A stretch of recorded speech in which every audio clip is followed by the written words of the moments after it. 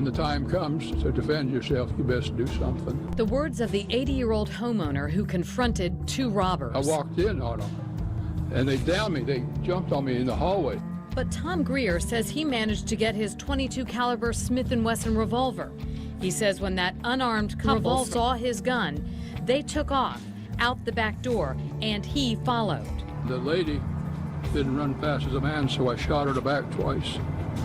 She's dead, and they told her off, but he got away. She says, "Don't shoot me, I'm pregnant with a baby." And I shot her anyway.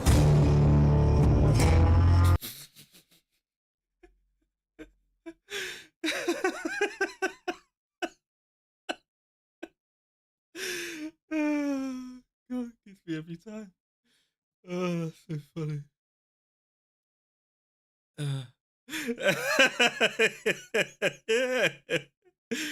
Oh dear. Hang on a minute. I didn't expect to find that so funny.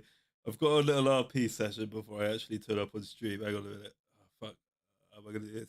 I really need to learn how to properly navigate through OBS Studio so I can actually do these RP sessions like how Luby does them.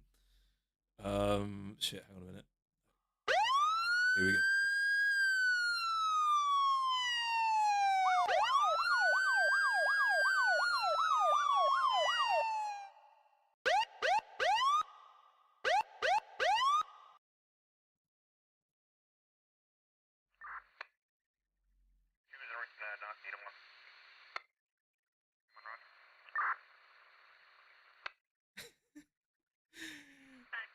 Now, sir, can you take your keys out of the ignition and put your hands on the steering wheel? Now, sir, do you have any idea how fast you were going? Well, that right there is a 45 miles an hour zone. You were going at least a 65. I'm gonna need your license and registration.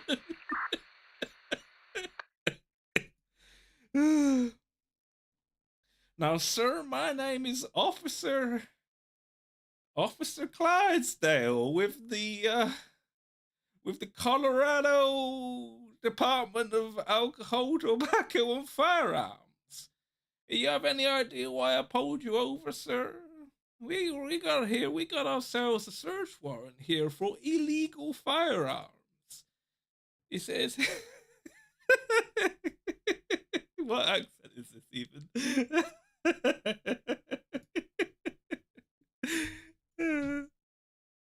Oh, we got ourselves here a sovereign citizen, eh? Oh, I know a bunch of cholos up in jail who love a fella like you.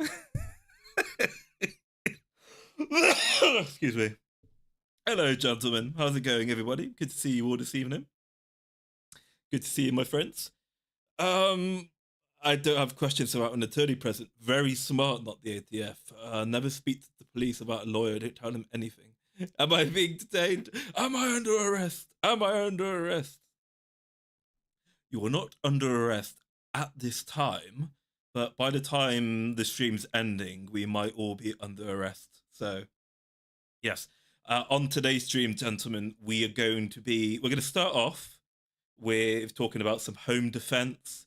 We're going to talk about what makes a good weapon for home defense, what we need to do in a home defense situation where someone's breaking in or they've broken into our home and we need to protect the family.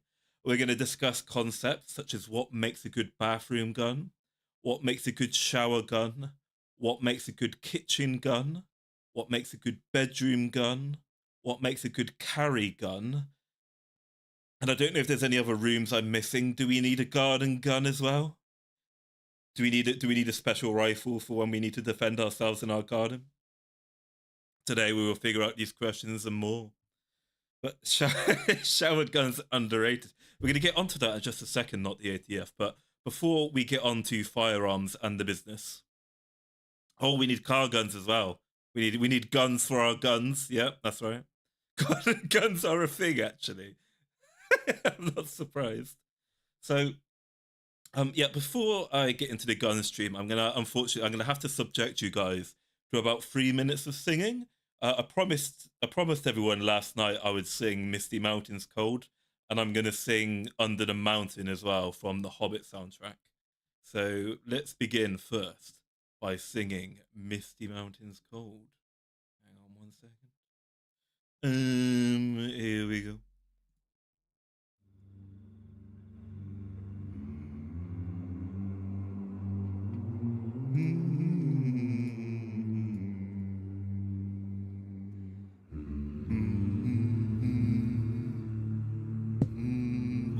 I've just eaten, but I'm not ready to start singing now. Far over the misty mountains cold, to dungeons deep and caverns old, we must away ere break of day, to find our long forgotten gold. The pines were roaring on the height, the winds were moaning in the night, the fire was red, it flaming spread, the trees like torches blazed with light. Alright, there we go. And then one more. I don't think many people have heard this song, which is another really good one I enjoy. It's by a band, a person. I'm not quite sure if they're a band or a person, by the name of Sia Mavi de Profundus. And this song is called The King Beneath the Mountains, which is about, obviously, Thorin Oakenshield, king of the dwarves of Ered Luin and Erebor. Golden run. The streams shall run in gladness, the lakes shall shine and burn. All sorrow, fail, and sadness, at the mountain king's return.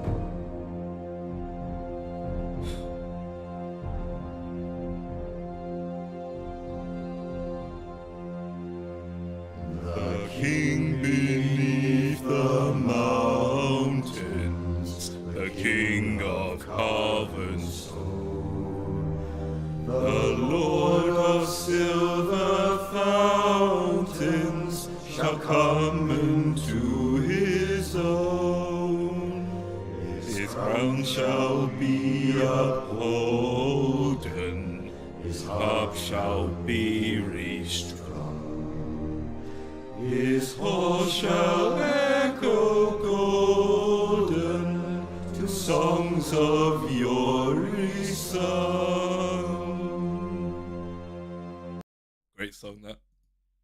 Okay, and whilst we do this fun little gun stream, in the background, I'm going to play the Lord of the Rings soundtrack. I think that would be bitchin'.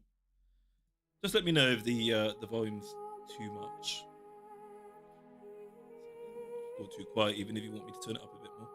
The VTubers that yearn for the mines.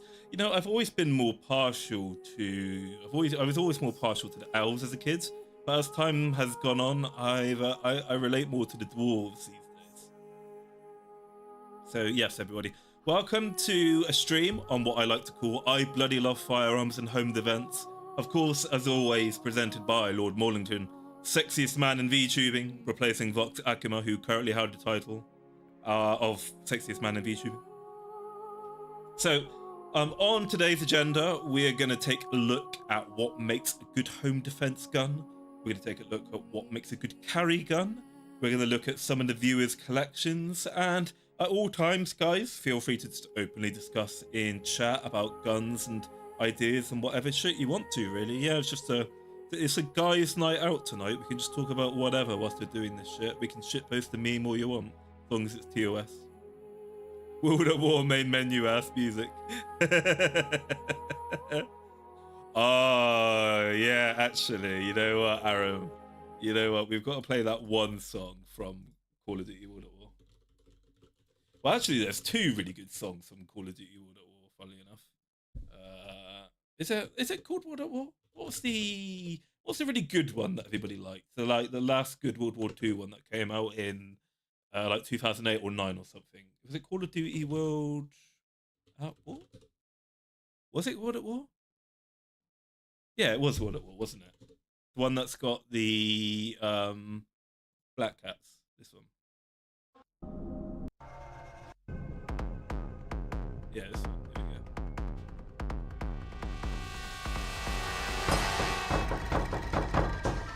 go. Thank you very much for the $2, Vega buddy. Thank you very much, my friend. Yeah, Black Ops. Is it the main menu music? Actually, Aaron, I've missed you. I missed the part you saying the main menu theme. I think, is that the really spooky song? It is. It's this one. Yeah, okay. Let's play this one. I want the one that has the lyrics in it, right? Where you're playing the Russian mission. And as you're playing through the Russian mission, it's got this song in the background, but there's like a woman who's going, "Sad." Oh, you know, she's like making humming noises in the background. So it goes so fucking hard. So anyway, yes, guys, let's get into. Hey, Brother-ness, how's it going, buddy? Oh, it is this one. Here we go.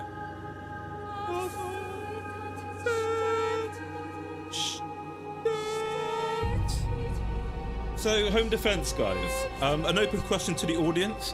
How many guns is enough guns for home defense? And what type of guns do we need? We need pistols, shotguns, rifles. What's the verdict on a good home defense gun? I think when we're considering a good home defense gun, we need to take into account the fact that we're living in the United States of America, and your houses are made out of Walmart cookies and sawdust, right? So the problem is that if you get a 45 AP rounds, that's gonna, if you shoot someone with like 5.56 AP, that's gonna go through the dude who's broken into your house. It's gonna fly halfway down the street. It's gonna kill the neighbor's dog, and then it's gonna go through the neighbor's dog, and it's gonna kill your neighbor's wife, and then it's gonna go through your neighbor's wife, and it's gonna hit the fucking governor's mansion, like a mile away, and kill the governor, right? So, I'm thinking for home defense, you need your main gun and you need your backup gun, right? So, I'm thinking pistols are pretty good all-arounder weapons. I'm thinking, like, they've done a lot of improvements into ballistics these days, so now it's basically made the 45 round obsolete. You can now get 9mm with some pretty significant punch. So I'm thinking that we get that our optimum home defense gun is a 9mm pistol, and we use hollow point ammunition because obviously hollow point expands once it hits the target. That way you have a significantly reduced risk of the round penetrating your drywall and accidentally killing your neighbors or your dog, right? So shotgun's the king for clearing a home. I do quite like the idea of a shotgun as well, Chicken Bowser. I think something like a Benelli M4 is retard proof, right? You know, you've got a Benelli M4, you've got 8 shells in the tube. You know, realistically speaking, eight shells is enough to clear out any dickhead who is in your property looking to cause some trouble, right? And the great thing about shotguns is they've got a nice wide spread. They've got a lot of stopping power. You might not necessarily kill a guy with one clean hit from a shotgun, but they're probably not going to get back up a gun unless they're wearing level 4 plates, right? Right. And I think people who are desperate enough to break into your house and try and rob you probably can't afford class 4 plates. So I think for the sake of like optimal home clearing, a Benelli M4 would be good. But the problem is with Benelli M4s is they're very, very expensive. They're about $800 to over $1,000. I think if you want to go for style points, you definitely want you probably want a Mossberg or like a Remington 870 pump action as well. Ideally, you want a pistol grip on them of some kind and make a good combat shotgun. What's the verdict? What's our verdict on using sights as well on shotguns? Do we just use the iron sight? Do we just kind of wing it with our natural vision? Do we put sights on our shotguns? What do we do, boys? What are we doing? Pistols are the most practical unless you're a farmer, like me. Home defense is a 12 gauge, yeah. So we're using a 12 gauge shotgun of some kind. What kind of shot are we using with our shotguns? We don't want to use slugs, do we? Because if we use slugs, again, we're going to be punching straight through people. You're going to kill your wife. You're going to kill your dog. You're going to kill the neighbor's wife. But do we want to use, is buckshot too much? Do we use something a bit lighter like birdshot? What are we thinking? Pistols are the hardest to use. Shotguns have the most stipulations, and ARs are the best rounded. ARs are the best rounded, but I guess let's separate it into what makes a good budget home defense gun, what's a good practical home defense gun, and if you're Mr. Moneybags, then what do we use? I'm thinking if you're Mr. Moneybags, then we're looking at Knight's Armament, SR-15s and shit with the Gucci suppressors, right? And you just run about your house acting like you're fucking Delta Force, right? It's like if you can afford Knight's Armament weapons, you're at that point in life where you want someone to break into your house. You leave the front door unlocked at night, right? You post it on all your social media. You post it on Facebook. You say, I'm going out on holiday for 2 weeks. Please come into my house and break in so I can use my fancy weapons on you. Want to use buckshot, 0.0 buckshot. You don't need sights in a house. You shoot you shot on rooms. Yep. So number 1 or number 4 shotgun, buckshot even. So what's the difference between number 1 and number 4 buckshot? What's the difference between those two? I have a KS-12 US version of a Saiga 12 AK shotgun with a drum magazine. Laser Dragon's Breath for home defense. Aram, I didn't know you were fucking John Wick. We've got John Wick in the chat, boys. Using Dragon's Breath rounds. Aram, tell us something a little bit about Dragon's Breath rounds, Aram. Don't they cause excessive barrel wear? Don't they have a high misfiring chance? Dragon's Breath. Wouldn't you want to use just something a bit more straightforward and that isn't likely to set your house on fire? My shotgun is loaded with buck and slugs when I'm not using it.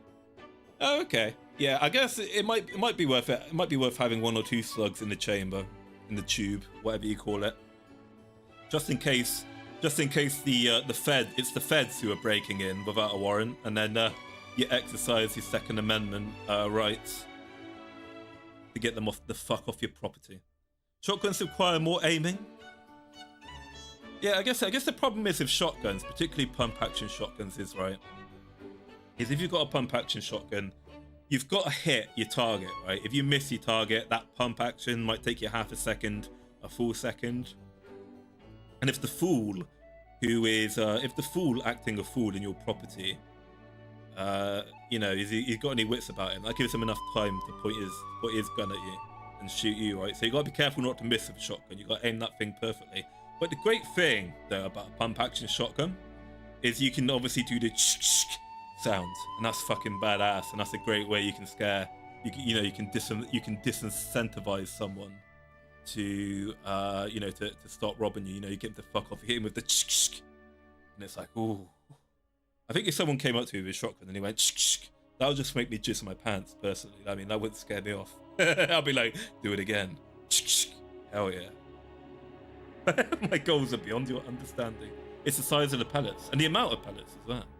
Oh, okay. I don't know why you Americans are normally quite practical with the way you name things, right? It's like in the UK, we've got like Hubert, Cumberdale, Wensleydale Drive, and then you drive down another 2-3 minutes and you've got like Queen Elizabeth Pastor Drive. But in America, it's like, well, you've got 1st Street, 2nd Street, 3rd Street, and 4th Street.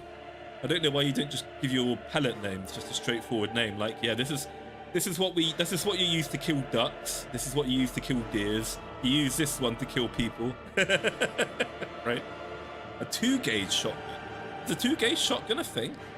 Actually, I think this volume's a bit overbearing. Let me turn it down a little bit more.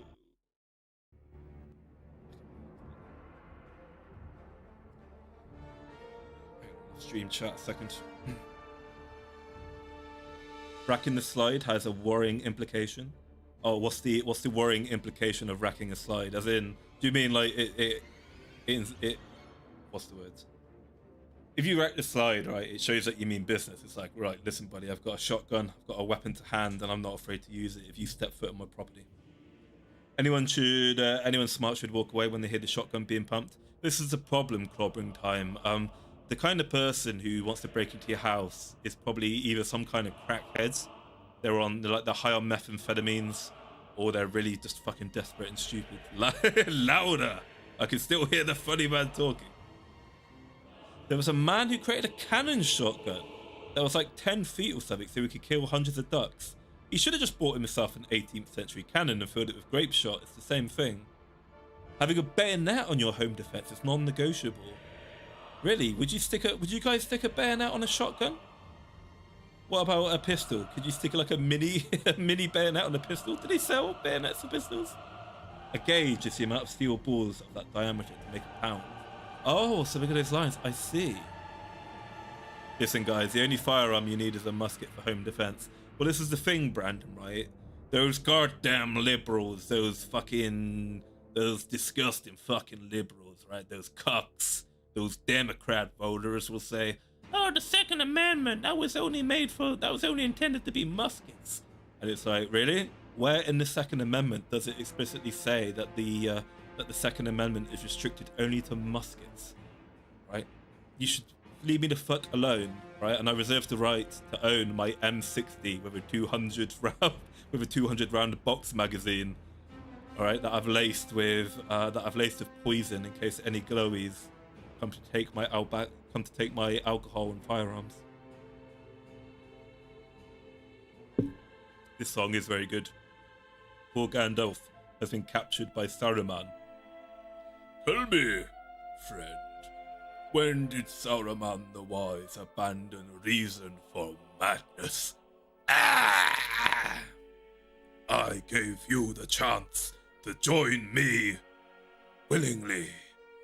Now I shall something the way of pain. Ah!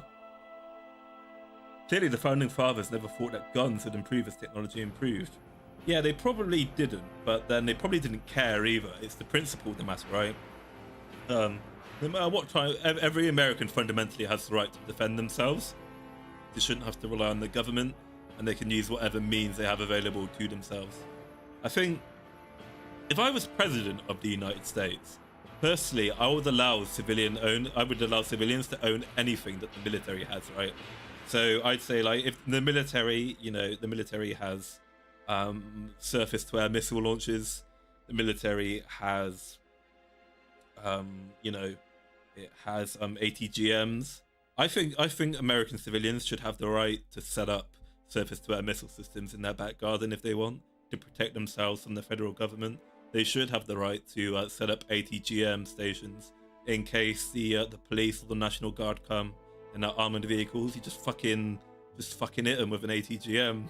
That'll make them think twice when they bring in like a fucking APC to come confiscate your shotgun that you filed down an extra inch shorter than the legal limit allows. You have elected the way of pain. Medicinal McNukes. Yeah, it's just a bit of medicinal nuclear weaponry. The fact I can't own a fully functioning Abrams tank is a violation of my rights, and I'm not saying that ironically.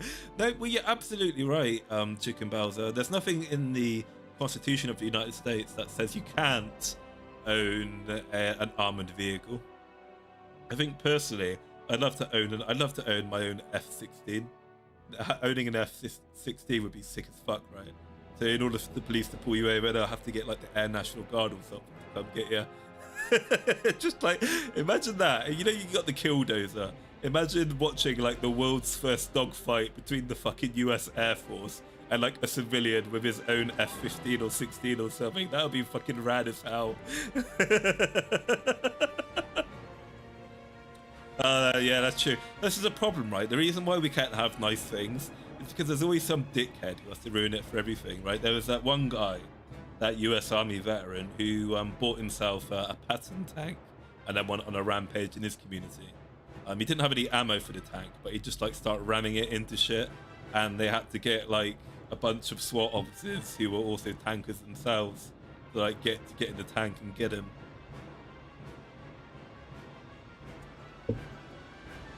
Some motherfuckers simply don't just sell us to dirty civilians, even if completely legal.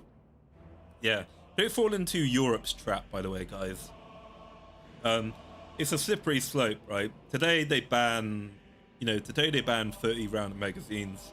Tomorrow, it's you're only allowed to own a 10 round magazine, and then before you know it, you're not allowed to own automatic rifles anymore, and so on and so on and so on. Right? Look at Canada. Right, it was only a couple years ago Canadians could own pistols and automatic weapons. Now Canadians aren't allowed to buy pistols anymore, and not only have they taken away Canadians' right to own automatic rifles, Canadians aren't even allowed to buy semi-automatic hunting rifles anymore now. Soon Canada will be even more cucked than the UK, where only basically the indigenous people of Canada will be able to own weapons, and it will only be bolt action rifles. I'd rather not look at Canada, to be honest. Me too, not the ATF. I'd spent 6 months in Canada, and I was like, well, fuck this. This is more shit than the UK, honestly. That's why its tanks and shit are not legal. There's no good cases for civilians to own them. I mean, there is grounds to say that you could own a tank for farming, right? You stick one of those little shoveling devices on the tank, and you can use it to help you with the gardening, right? If you can't navigate a tractor. Can't believe Trudeau's been in office 9 years. I know, it's crazy. You see, this is a problem, guys. This is why you can't let women vote. The whole reason Justin Trudeau is in power is purely because women think he has nice hair and he's a nice guy, basically. All right, I'm hoping now that God Emperor Donald Trump is in charge. Women. Sorry, I've still got a bit of a chest infection. I'll stop shitposting now. Let's try to get back on track. Okay. So, I think we're saying keep talking. Keep cooking. Look, guys, okay. I'm not... Now, correlation... Guys, okay. Now, guys, hang on a minute, okay? Now, guys, wait a second, okay? Don't leave. Hang on. Let me finish, okay? Now, I know that correlation doesn't equal causation. However, have you noticed that the world started going to complete shit when we gave women the vote? Now look, I'm not saying, right?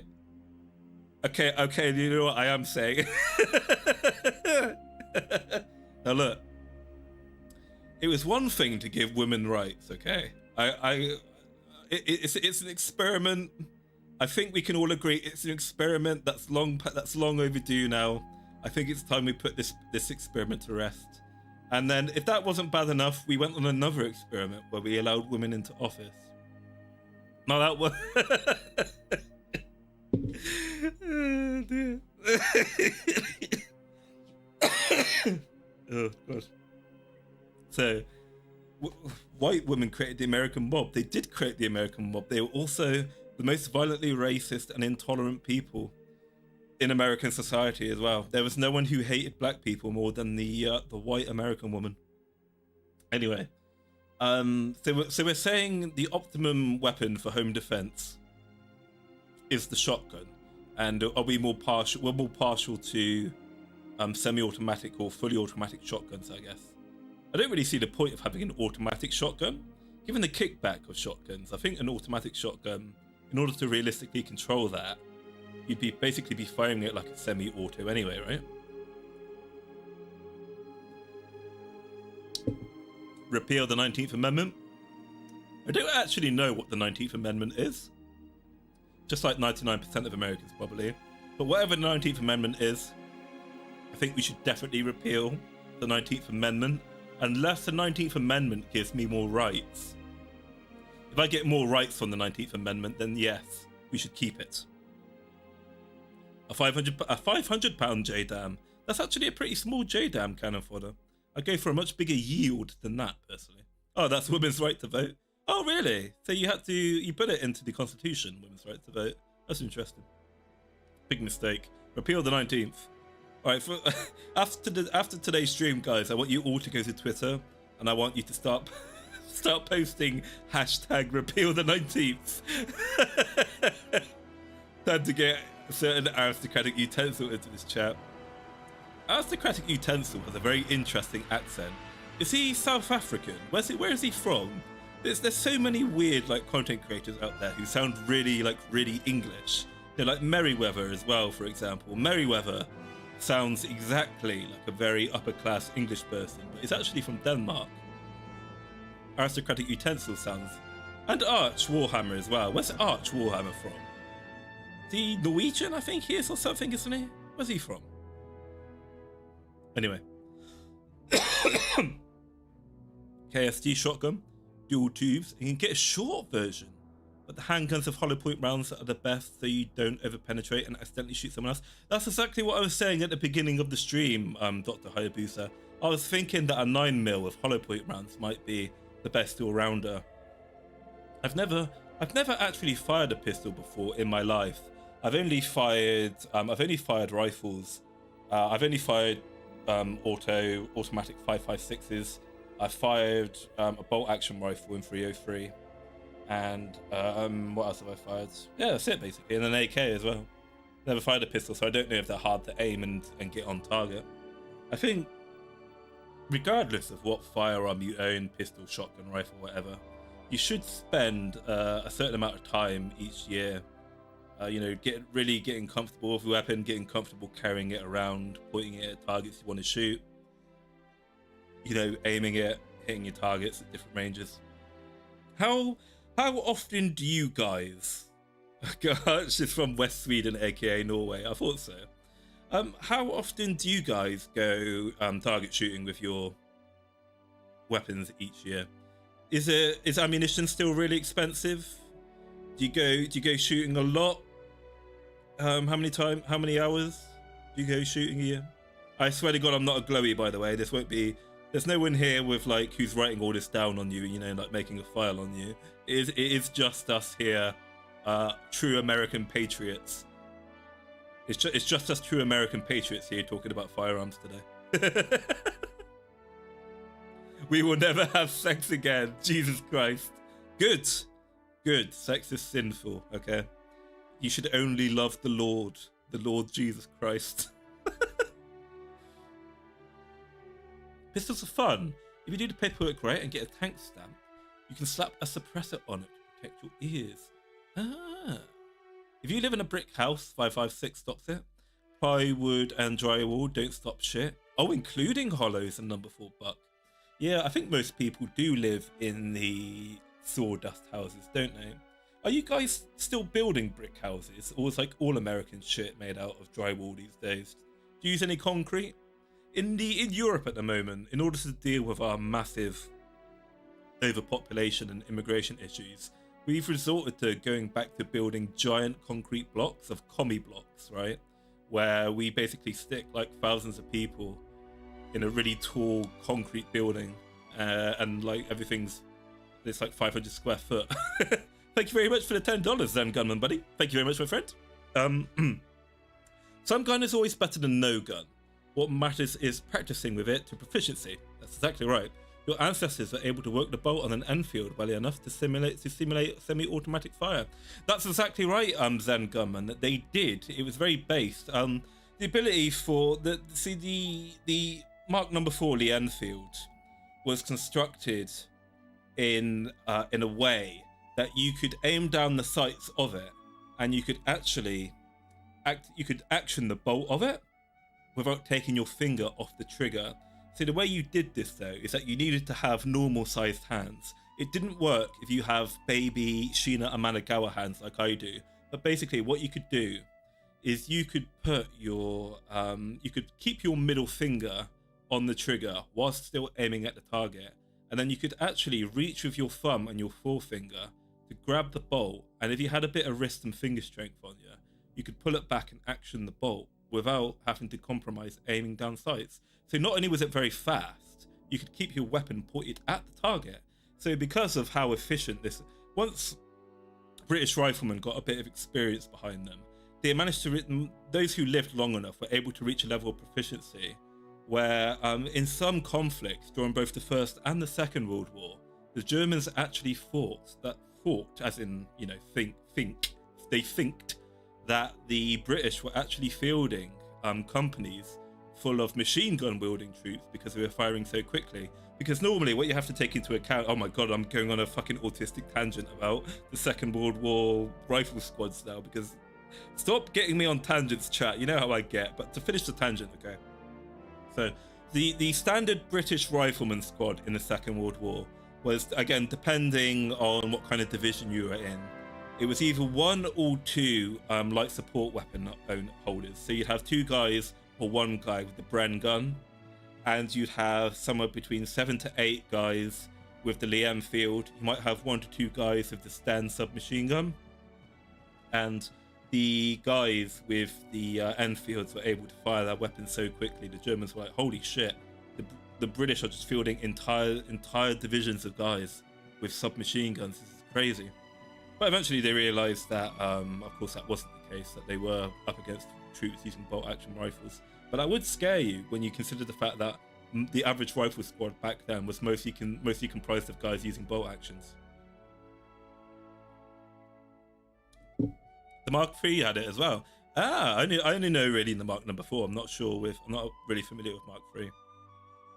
But I'd like to own one of those myself. I think in England it should be a civil right for the English to own a sword, a longbow, and the Mark IV Lee Enfield, and a Webley as well. There should be inalienable human rights to the English. They are ancestral weapons, just like how the Scottish should have the right to own a claymore, I think. Anyway, I'm on my lunch break. I'm actually a range master. On your 9 to 5. I will now answer your questions of questions. Awesome, we've got an expert in the chat, guys. Oh, Zen Gunman. Are you one of those rangers that allow your customers to fire their weapons fully automatic, or are they only allowed to fire very slow and deliberate single fire? I was absolutely shocked to realize that so many rangers in the US have like these giant signs full of rules, which are like, you can't do this, can't do this, and one of the, like, those rules are you can't fire fully automatic. And why is that? Why don't certain ranges allow you to fire your guns on full auto? Is it because you're scared that some retard will accidentally, you know, lose control of their rifle and like fucking, you know, kill half the range or something? Or is it, oh, it's the noise? Slow fire. That's a good way of saying it, actually. Yeah, I'm not very good with words, guys. I tend to spend 20 words to say something you could explain with 1 word. Can you not own the longbow? No, we can. We can. Brian Elias, we're not allowed to carry butter knives in public. We're not allowed to own anything. A butter knife is considered a dangerous and harmful weapon in the UK. What's in your backyard? Nice. Oh, it's just my Spitfire. I was always more partial to the Typhoon over the Spitfire, personally. I always much preferred the Typhoon. 4 Mark 20 Hispano cannons. Delicious. We're one of those ranges that we allow a max rate of 1 round per second. And that's exactly it. My area is very flat. Oh, and there are farmhouses behind the berm. Okay. Yeah, they're no more than 1 round every 5 seconds. God, 1 round per 5 seconds. What's the fucking point at that? You know, that's like, what's the point when you get to that extreme? Oh, it's fully automatic, mostly illegal. I know gun rights in certain states are like really different. I know California, Commifornia is really funny with like attachments, magazine capacity and stuff. And I think you're only allowed semi-auto in California, but don't some states in the US essentially have almost completely free reign to own what you want? Like, don't some states allow you to own grenade launchers and like miniguns and shit? Which states allow you to own full auto weapons, if any? That's illegal, more highly regulated, so that only people willing to shell out thousands to tens of thousands of dollars are able to get them. Ah, yes, the old American classic. Everything's illegal unless you're rich, then the laws don't apply to you. Okay, I guess to be fair though, that's basically everywhere. just in America, you're just upfront about it and say, yeah, if you want to do something illegal, just pay for it, and we'll let you go.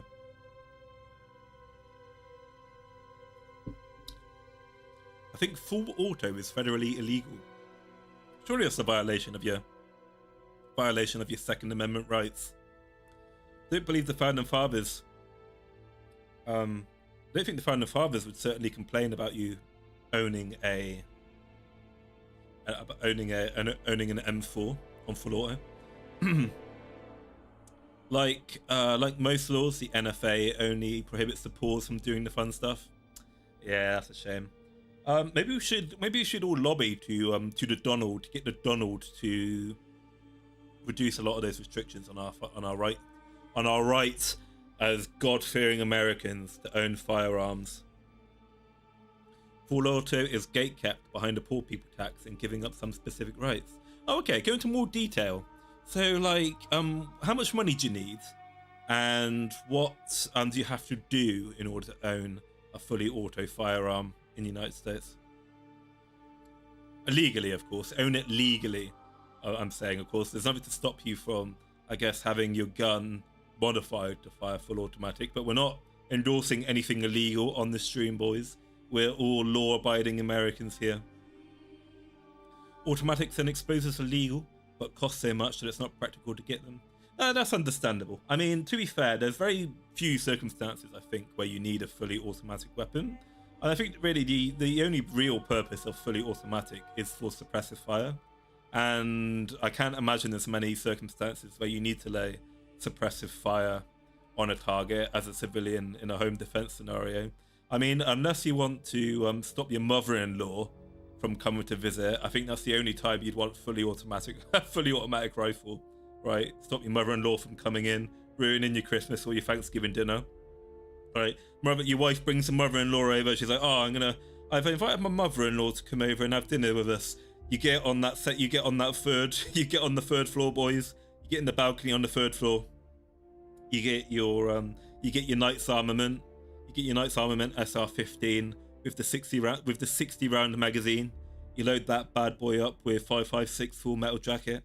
You see your mother-in-law's car coming down the street. Fucking light that bitch up. You light that bitch up, man. You light that bitch up like it's fucking Operation Overlord. You light that bitch up like it's fucking Somalia in 1993. God damn. The whole fucking town's coming at you. Some things can be owned like machine guns and suppressors, but you need to apply for a federal tax stamp from the ATF. Oh, God, yeah, we need to disband the ATF. Fuck that. I ain't applying for no federal tax stamp from the ATF. It's criminal. Hell yeah, gun stream. Hell yeah, Hobo. We like guns here. This is a pro-gun stream. I fucking want to own firearms. I love a good gun. 5 to 10k, Aram. Fucking hell. Full auto pre-1985, and you need a tax stamp to pay a fine. Fucking hell. You can own pretty much anything as long as you do enough paperwork and pay the fees for approval. Yeah, it's crazy to me. Like, you Americans have a lot of paperwork for anything and everything, and you have to do it yourselves as well. I think one of the only good things about Europe is a lot of our paperwork is done automatically for us by the government, and we only have to do the bare minimum. Hey, Pavlo, how's it going, buddy? Because there's very limited on machine guns in circulation since Congress passed GOPA in 1986, they typically cost tens of thousands of dollars. Christ. So I guess, so essentially what you're saying is, right then, so if I understand this right, most fully automatic weapons you can own were constructed before 1986. So, okay. So you can't own an M4, I guess, then, technically speaking. I guess you could probably own like a Mark 1 M16. So you could probably LARP in your back garden with a fully automatic M16, pretending it's the Vietnam War though, right?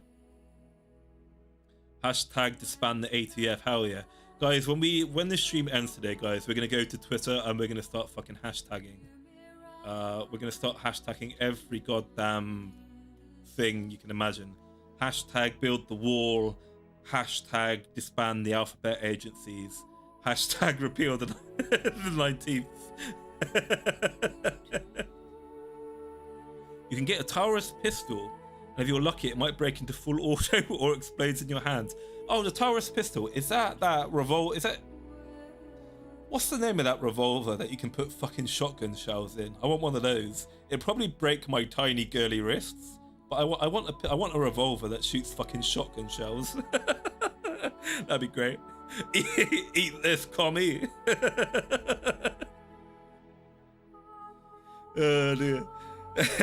Having restricted items like full autos or suppressors require people to questionably legally waive their rights for a proper search and seizure procedure.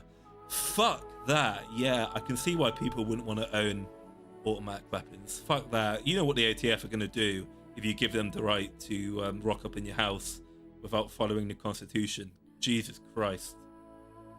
When I think of home defense, I also think about this situation with Peanut. Hashtag rip Peanut, by the way. Poor Peanut fucking murdered by the New York Police Department, all because of some dumb fucking miserable Karen who's on the internet all day. Couldn't stand the idea of people having like fun. And you know what pisses me off actually about the fucking Peanut situation as well? What really pisses me off about Peanut, more so than the fact that New York fucking murdered him and obviously harassed his poor owners. Sorry, I'm getting really gassy now. I literally just ate dinner and I'm drinking a tin of lemon flavored Fanta and it's making me very gassy. But what pisses me off more than anything about Peanut is all the people coming to the defense of the government for killing Peanut, and they're like, oh yes, well did you know, they're like, actually, did you know that actually he's an illegal pet to own? It's actually illegal to own this squirrel. And it's like, yeah, I appreciate the fact that it's illegal to own a squirrel. In the first instance, why did he need to die for that? Why did you have to murder an innocent squirrel just because it's illegal to own him as a pet? Second of all, why the fuck is it illegal to own a pet squirrel in the first place if the owners have him responsibly and aren't causing any issues? I fucking hate these bootlicking cucks who come to the defense of the government over stupid bullshit rules that shouldn't exist in the first place, and they go, oh yes, well actually, you see, the government should be allowed to do anything that it wants because it's illegal. But no. Fucking idiot, fuck off. Also, who fucking cared? Exactly. Well said, Pascal Saucer. Actually, he didn't fill out the paperwork. Disgusting. Fucking hate blue states. Because the US government loves nothing more than dismantling pets. The problem is, right, is that the US government, most federal and local governments are so over-bloated, they need to justify their paychecks. And so what ends up happening is that they end up doing dumb, like hedonistic, they just end up going on power trips to justify their existence because they literally have fucking nothing better to do. Which rooms need a special gun? Maybe just one so that you know where it is. Desk gun. Oh, a desk gun. That's a new one. I've never heard of a desk gun before. A desk gun is a full-size Glock, and I live in a small place. Basically, you should have a special gun where you know where. Yeah, I was thinking about Camilla, the VTuber. So Camilla, the VTuber, recently had a stalker find out where she lived. Apparently, the guy gave her a gift at like a convention. It might have been off-Kai, I think. And he put a tracking device, the fucking psychopath, in the gift he gave her, and then he was able to track her down, obviously, and find where she lived. And he banged on her window, and you could hear it on the stream. And like personally, if I was an American, I would have like a pistol on my desk at all times, just for situations like that. I'd probably like have some kind of like mechanism under my desk where I could store like a carbine or something, you know. Put like an MCX or something under there, so that if I hear like a bang on a window or I hear someone break into my house, I can just reach across my desk, grab my Glock or something, reach under the desk, you know, and pull out an MCX and just fucking unload at the window, right, with some 5.56. Like, you picked the wrong fucking, you fucking parasocial cuck, you disgusting fucking Reddit mods. How dare you interrupt my stream on guns and base shit. Eat lead, motherfucker. Just, hell yeah. Hashtag arm the VTubers. That's exactly right, Dr. Hayabusa. The only person who can stop a unicorn is an armed VTuber, okay? We need to arm the VTubers to protect them against unicorns. That's what we need. The authoritarian fallacy, Midnight. That's a good way of putting it. It's bad because it's illegal, and it's illegal because it's bad. Horrible mindset to have. People really need to get out of that. I have my Mossberg. Hell yeah, Mossberg. Kara. Base as fuck. What do you do when you hear an attempted break? Oh yeah, actually, let's start going through the spread. Let's actually start going through the questions. Good old Zen Gunman here, the only adult in the room, getting me back on track. So what do you do when you hear an attempted break-in? You investigate and put some light on so you can see what's happening, preferably from behind the window. You can carry a gun all you want in your own domicile. Yeah, so I guess when you hear a break-in, guys, right? You know, it's in the middle of the night, you hear someone banging on your front door, you know, they're banging away, and you hear the distinctive cat calls of a meth addict. You look through your, you look through your little spy camera through the front door, and there's a crack addict on your front door with a shotgun. They've got no teeth, and they're going, It's like, what do you do in that instance? What do we do? Do we call the police in the first instance? Or do we try to get the person to fuck off first, right? Is this the occasion where you rack the shotgun?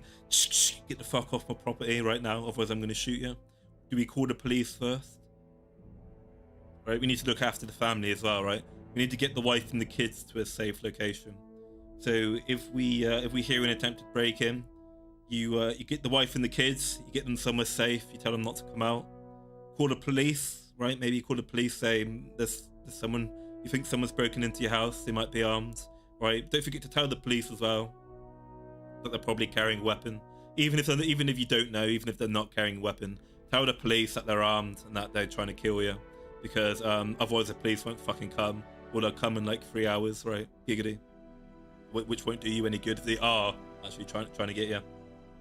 So we save the wife and kids, we get them nice and safe. We call the police, we get a firearm, and we go investigate, right? We don't wait. I think, do we go investigate though, or do we bunker up in our bedroom, right? You hide the wife and the kids, you hide them in the closet, and maybe you hide in the bedroom, right? You set an ambush for the home intruder. I don't know. What do we do? What's the best way of doing things? Oh my god, a flavor VTuber. Yeah, I get the flavor guys from here time to time, Mr. Krabs. I've got an interview with Minna Vanilla actually in a couple weeks or so. I'll be interviewing Minna. Amber Amane is more strapped than Pippa. Oh, is she? Yeah, if Amber's a Texan, yeah, those Texans sure have their guns. A Texan has 4 pistols on them at all times, at least. Depends on what state you live in. Preferably get the family safe and have them call the police, which is a whole other matter. And state that you'll open fire if they don't leave. God, yeah, I can't imagine being in a self-defense situation in New York where you're not allowed to own guns and shit, right? Imagine that. Especially given how dangerous New York is. When calling the police, inform them you're armed and going to investigate. Yeah, very smart, Tempest, yeah. I keep a Teaser's Raider 45 on my table next to my gaming chair, just in case. Yeah, good. Keep a pistol in grabbing distance at all times. But make sure you keep if you've got your pistol on your desk, make sure you've got it pointed away from you, and yeah, probably keep the safety on and keep it unloaded, right? You don't want to grab your pistol, you know, in a hurried rush and accidentally shoot yourself. Cheers, Zen Gunman, buddy. Take care, buddy. Have a good afternoon, evening, rest of your day. Take care, Zen. I'm a Bunker Up fan. If you try to get through the locked bedroom door, they're getting lit up. That's a sign they're not there just to grab a TV or something. Yeah, good point, Pavlo. But what if you've got expensive shit around the house that you want to defend? What if you don't want to lose your property? What if you don't want to lose your property? I guess it's better to be safe than sorry, right? You bunker up in the bedroom. They'll have to come through the door. You have a good angle on them. They won't know which direction you're coming from. So you blast them in the side, but you got to be careful not to light up the cupboard that you've just stuck the wife and kids in as well, though, right? In New York, New York's one of those you have to retreat areas. Oh yeah, but the thing is, how do you retreat in New York when you're trapped in your shitty little Matchbox apartment, though, right?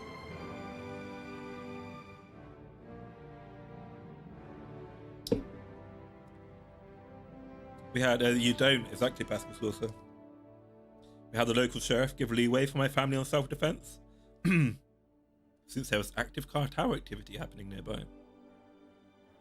Yeah, that's one thing I think's missing from law enforcement and people these days, Cade.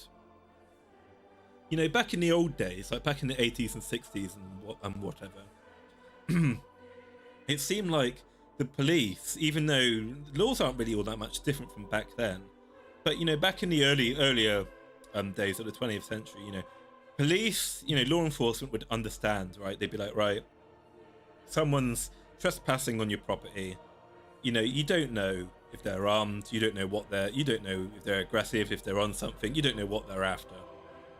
It's the middle of the night, you're scared, you're confused, you don't know what's going on, and you shoot that person dead, right? And it turns out that they were unarmed. And you didn't necessarily know that at the time, right? Now that you've got the benefit of hindsight, now you've got all your facts and your wits together, you realise, oh, it's just like a desperate poor moron wanted to grab some quick bucks. But back then, the police would be like, the police would, I think, kind of be more on your side, because they would be like, well, look, you know, you fuck around, you find out, you know, they'd have a bit more appreciation for your condition. But these days, law enforcement, you've got the evil, you know, the state attorneys, whatever you call them, the state prosecutors, the alphabet agencies, the police, the left-wing media these days. They want to, you know, they want to scream, they want to beat their chests, and they want to lock you up forever for, you know, shooting someone. And it's like, they're like, oh, that wasn't proportional. There wasn't a proportional level of force that you were exercising on someone. But the problem is that you can never reasonably know what is and isn't proportional force until, you know, the threat is pacified, you know, until after the fact, right? There's, as you guys probably can imagine, there's countless cases in the United Kingdom where people break into someone's home, right? And if you like hurt that person, or if that person, fun enough, if you, in the UK, if you hurt someone who's broken into your home, you get arrested for assault, even though someone's trespassed into your home. And you could also potentially get sued in the UK if someone hurts themselves whilst they've broken into your home, if you've like got something lying around which causes them an injury. And in the UK, when they put you on trial, if you've badly injured someone who's broken into your home, the way it gets investigated is that instead of looking at the case from your perspective, what you would reasonably know and see and experience at the time, what they do is they get all the facts, they get the reality, they get the full situation after the fact, and then they try to prosecute you on that. And obviously the problem is that if you've just been woken up at bed at 3 o'clock in the morning, you see someone who potentially might have a weapon, and you know, you tell them to fuck off and they don't, and they come at you. I mean, you are going to swing your bat, you are going to shoot them. And once you put the lights on and the threat's gone, then you realize, oh fuck. Well, I mean, to be fair, I did tell him to fuck off, right? But yeah, I think we're losing a bit of common sense, a bit of empathy, a bit of understanding for the situations that people are in these days. Not a perfect fix for blue states, but black powder stuff aren't covered by gun laws, so there's no restriction. God, yeah, wouldn't that be sick? You get like a giant, big ass, like fucking blunderbuss that you just stick a pound of grape shot in. It takes like 2 minutes to reload, but you shoot that thing, right? And you literally turn someone into Swiss cheese, like it's a fucking Tom and Jerry cartoon. I have pics of me shooting an AR friend zone. Oh, that's cool, Tempest. If you want to show me any pictures of your firearms, I can certainly take a look at them on another stream. There was a guy who got turned into Swiss cheese trying to rob a local tienda, and not only did the police not arrest the shop owner, they probably thanked him for making the job easier. That's space. Yeah. Okay, I always love seeing the occasional video, right, where a good Samaritan, you know, kind of assists the police or like rids the world of like a piece of shit, and the police, instead of like the police arresting the guy and following out, you know, what they should, instead of following, you know, standard police procedure, they go, look, buddy, you shouldn't have done that. We didn't see nothing. We don't know who you are. You know, we don't know who did what. We don't see you. You didn't do nothing, but you'd best fuck off now, right, before you get in trouble. I think we should return back to those days. These days, everybody's a boot-looking pro-government type. Common sense is no longer common sense anymore. You're absolutely right, Elamena. You're absolutely right. It's like the Overton window effect. I think it's like, again, to go on a quick tangent, it's like the state of politics in the current age, where people are saying that, oh, the kids today, you know, young men, they're going right wing, and they're going, you know, that they're being radicalized, they're becoming extremists, and they're like, why is this happening? And it's like, they haven't really changed politically. Young men are voting and believing in the things they always have. Rather, what's happened is that the Overton window, the political window, has shifted so far over to like the left, and like shifting over to a point of where, you know, common sense is vilified as being offensive or whatever. That, you know, it just warps people's perceptions. Common sense doesn't become common sense anymore. It becomes offensive, and it's leading to unfortunately some very nasty consequences. Because when you don't punish crime, it emboldens criminals, and it leads them to, yeah, I mean, you're not doing the home invader any good, really. When you don't punish crime, it just emboldens people to do more and more stupid shit until they come across someone who's not in the mood, as you say, right? And then it leads people to die when they could have just been in prison and potentially have been reformed. I plead whoopsie daisy, Your Honor. Black powder weapons aren't legally considered what falls under the modern definition of firearms, because the ATF's rules on these things are very, very weird and dumb. Yeah, it may be unsurprising to hear, but government bureaucrats don't actually think all that long, hard, and logically about the laws they introduce. They kind of just virtue signal, right? They kind of put about 5 minutes of thought into it. They think, yeah, this would be a good idea, let's do this, and then boom, that's it. It just gets lost in the paperwork and never gets brought up again. If Brandon does end up as head of the ATF, those rules will probably get cleaned up fast. That'll probably be for the best. Yeah, you Americans need to look at Europe, guys. You need to look at the state of defense, self-defense, you know, your right to protect yourself, the right to life in Europe.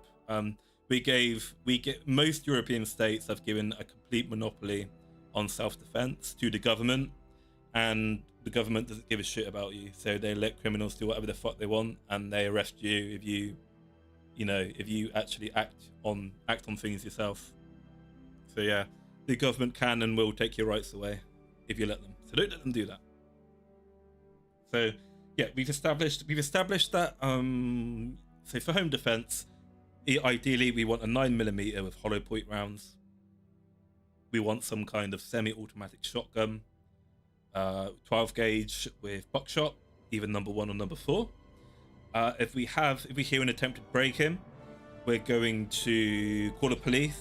We're gonna grab the wife and kids, or the husband if your husband is a bit soft. Obviously, women. If you're the man of the house, women obviously get your husband and the kids in the closet as well, maybe. So. Get your family safe, call the police, and potentially barricade yourself rather than go and investigate. Because by the time you go and investigate, they might already be in the house, and you might end up being the one getting ambushed. Right? So you want to shoot first, right? You want to have eyes on target first. Having eyes on the target first drastically improves the chances of you winning any engagement. Right? So that's what we do in an attempt to break in. We wait for the fucker to come to us, and then when there is a break-in, right, we warn the guy. We say, look, I'm armed, this is my home, you know, get the fuck off my property, or else if they don't take the message, obviously follow your local self-defense rights, right? Or many states are different. You may not live in a state where you do have the right to kill someone who's invading in your property. You might not be in a state that has the castle doctrine law, so make sure. I think, yeah, so when we're looking at self-defense scenarios, when we're looking at gun ownership, okay, it's important not only to have a firearm, know where it is, use reasonable rounds, be proficient and well trained in your firearm, but also make sure you cover yourself legally, right? Make sure you read your local states, laws on self-defense, firearms ownership, okay? Don't get yourself arrested, all right? I know you're in a scary situation. You might live in a state with cock rights and self-defense, but you won't do you or your family any good, right? If you go to prison for shooting someone under circumstances which aren't approved by your local state legislature. So make sure you understand the law before you pull the trigger. Otherwise, you're fucked, basically. Did anyone go over the rules of firearm safety yet? Actually, we haven't gone over the rules of firearm safety yet, so let's do that now. Rule number 1 of firearm safety, boys, I guess, is to don't point your weapon at any person at any point, or yourself. Make sure you're not pointing the gun at anyone, even if it's unloaded, even if you think it's unloaded. There's been cases of dumbass Navy SEALs trying to show off to local civilians at their local port town by playing Russian roulette with supposedly empty pistols, and one dumbass SEAL actually managed to end up shooting himself in the head. So, rule number 1, treat every weapon as it's loaded. Exactly right. Rule number 2 is if you do have to shoot someone, bury them in the backyard, tell no one. Steal their wallet, empty their bank account, bury them in the back garden, right? Especially if you live in Canada. Don't forget, in Canada the snows come out, right? So don't bury someone in the snow in Canada. Actually bury them under the ground. Actually, what are the rules of proper firearm safety? I know, treat every weapon like it's loaded. Finger off the trigger at all times. Make sure you followed the proper unloading procedure, so that the weapon doesn't contain any bullets in it. What else is there? Be aware of your target. What's to the left and right, on front and behind it. You're responsible for every round you fire. Exactly right, Hayabusa, that's right. You don't want to accidentally kill anyone else that you don't mean to. You shoot that, you buy that shiny new rifle and you fill it up with the most expensive steel, or copper, sorry I should say, copper armor piercing rounds. You fire that in the middle of a school, for example. That round is probably going to go through a perpetrator and it's going to go into a classroom full of children, and you're going to shoot poor Timmy and his girlfriend Susie, right? And you'll be going to prison for murder or manslaughter at best. So be careful of what you're shooting at. Don't just think about the target you're shooting at. Think about what's behind him. Think about what's around you. Scott Adams had a great line on firearm safety. We call it rational irrationalness. You always treat a weapon as if loaded, even when you know it's not. That's right. But what have I never liked Timmy? If you never liked Timmy, Kyrie, you just fuck his mum, right? You don't need to kill poor Timmy, bless him. You just fuck his mum and rub his face in it. And then when you're his stepdad, you make his life miserable. The first rule of firearm safety is to never cut me off in traffic. See, we're not allowed to own firearms in the UK, but we are allowed to own wands, right? So if I get cut off in traffic in the UK, I just pull out my concealed carry wand that I hide in my cane, and I just start casting like fucking Crucio at the dickhead who cut me off. Don't aim at anything you don't intend to shoot. That's right, yep. Treat every gun like it's loaded. Don't point a weapon at anything that you don't intend to shoot. Fuck his mum and rub his face in it. Dear God, the savagery.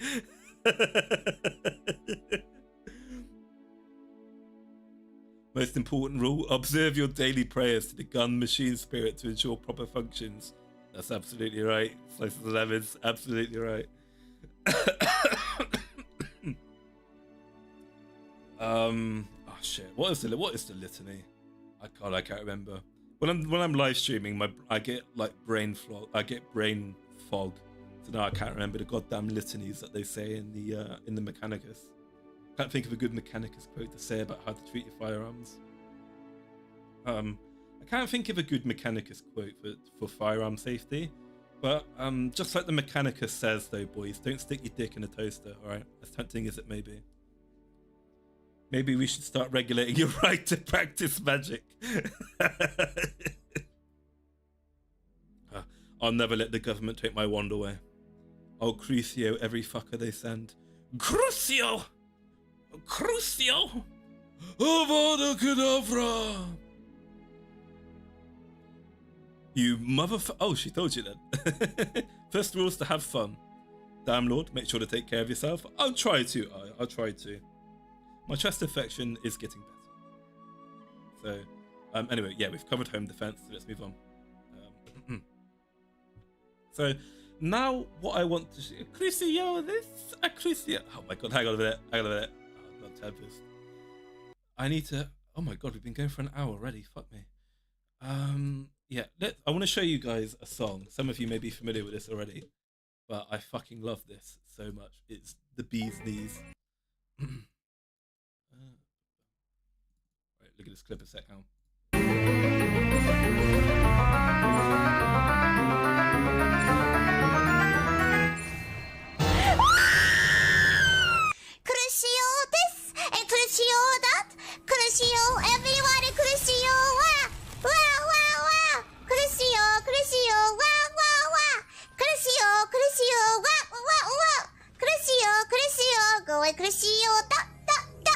I can't wait to use Crucio. Crucio this and Crucio that. Crucio everyone you see that. Crucio kill, Crucio snap, break his legs, cut them apart. Sakana-san, I forgive but never forget. It's such a great clip. I'm genuinely incredibly underrated clip as well. Holy shit, I commented on this a year ago. Fucking hell. I remember quoting on this video. I can't believe it's been a year. Guys, I've been making Face Connect videos for a year. I'm pretty sure my Pipper documentary 1 year anniversary was the other day. God damn. How quickly time goes. It's a tired Canadian Chihuahua. Hell yeah. What is this Harry Potter brain rot? It's famous Ravenclaw with a witch. Emma Miami. She probably would break when shooting. Gives Emma a gun, Sakala. Hell yeah. Okay, so today we're going to take a look at Vega's collection. Vega is in the chat here. Vega is Mr. Moneybags, by the way. He owns like $20,000 or fucking something worth of guns. I'm about to show you everything. So, oh, actually, hang on. I forgot about my Lord of the Rings soundtrack. Where are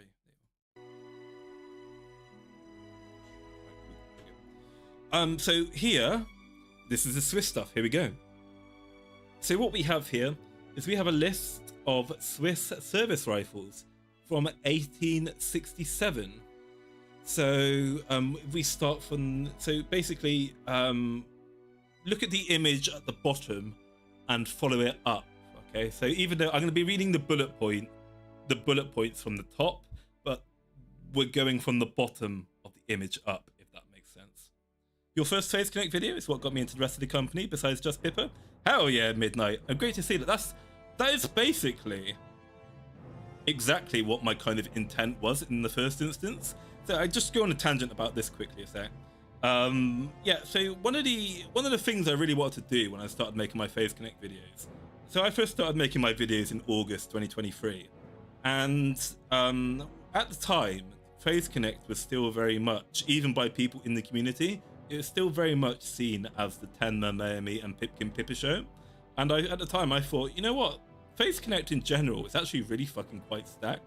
So I'm going to make a bunch of videos, like doing an overview as to what makes each talent special, and see if I can help, I guess, kind of redistribute, kind of funnel people away from just Pippa and Tenma and try to get people to watch the others, because I really do think that they're missing out. But anyway, bullet points. So in the first instance, Clara didn't need that. She didn't. Fucking everybody loves Clara. Clara was grown in a test tube to be the perfect Face Connect VTuber, right? People sleep on Jelly. They did sleep on Jelly, Belgian. People are starting to recognize how great Jelly is now, I've noticed. Jelly's really, Jelly's getting a lot of attention these days, just like Lumi started randomly getting a lot of attention about 7 to 8 months ago. So anyway, working from the bottom up, the first rifle is a Peabody side hammer, which is a very interesting name. Lemon Woman is best woman, I agree. Lumi is best girl. You've heard it here first. Lumi is best girl. And then we've got an M16A2 Veturli. Sorry, you'll have to, Vega, I'll apologize for my attempts to speak French and German as I go through your firearms. We've got the M16A2 Schmidt Rubin. We've got a very rare rifle in the form of the M1896. We've got the M1893 Mannlicher Cavalry Carabine. We've got the upgraded 9611 long rifle. We've got the converted 0011 Carabine. We've got the standard pattern 1911 long rifle. We've got the late production K11 made in 1931. We've got the early war K31. We've got the post-war restocked K31. And then the top two rifles, we're getting into the more modern ages now, the age of plastic, moving away from the wooden furniture. So we've got the STG W57 battle rifle, and then the current service rifle of the Swiss Army, which is the STG W90, which are not guns you see often in media these days. I've always had a particular fondness for the SG550. It's my favorite rifle in Stalker, which is one of my favorite first-person shooters. Cool looking rifle. Hey Tempest, it's that song that you did the cover of. Yeah, the Swiss speak German and French. Some of them probably can speak Italian as well. I want an SG550 so bad as well. We got a picture in here later of one with a bipod. Oh, the Accuracy International AWP. I love the story of that one too, Tempest. It's about, like all of Britain's greatest inventions, the Accuracy International was invented by two guys in a shed, basically. So, today I'm going to be informing you as to gun culture in Switzerland. Americans, you might be very interested in knowing this. The Swiss are even more based than you guys are. Three guys, actually. Yeah, it was 3 guys at midnight. So, gun culture in Switzerland. They love it. They love guns in Switzerland. They get the kids involved actively in Switzerland too. And they get them young as well. Kids start shooting them from as young as 10 even. So, in Switzerland, they've got something called the Eidgenossenschaft Schützenfest, which is a target shooting competition that happens every 5 years. You've got the Eidgenosses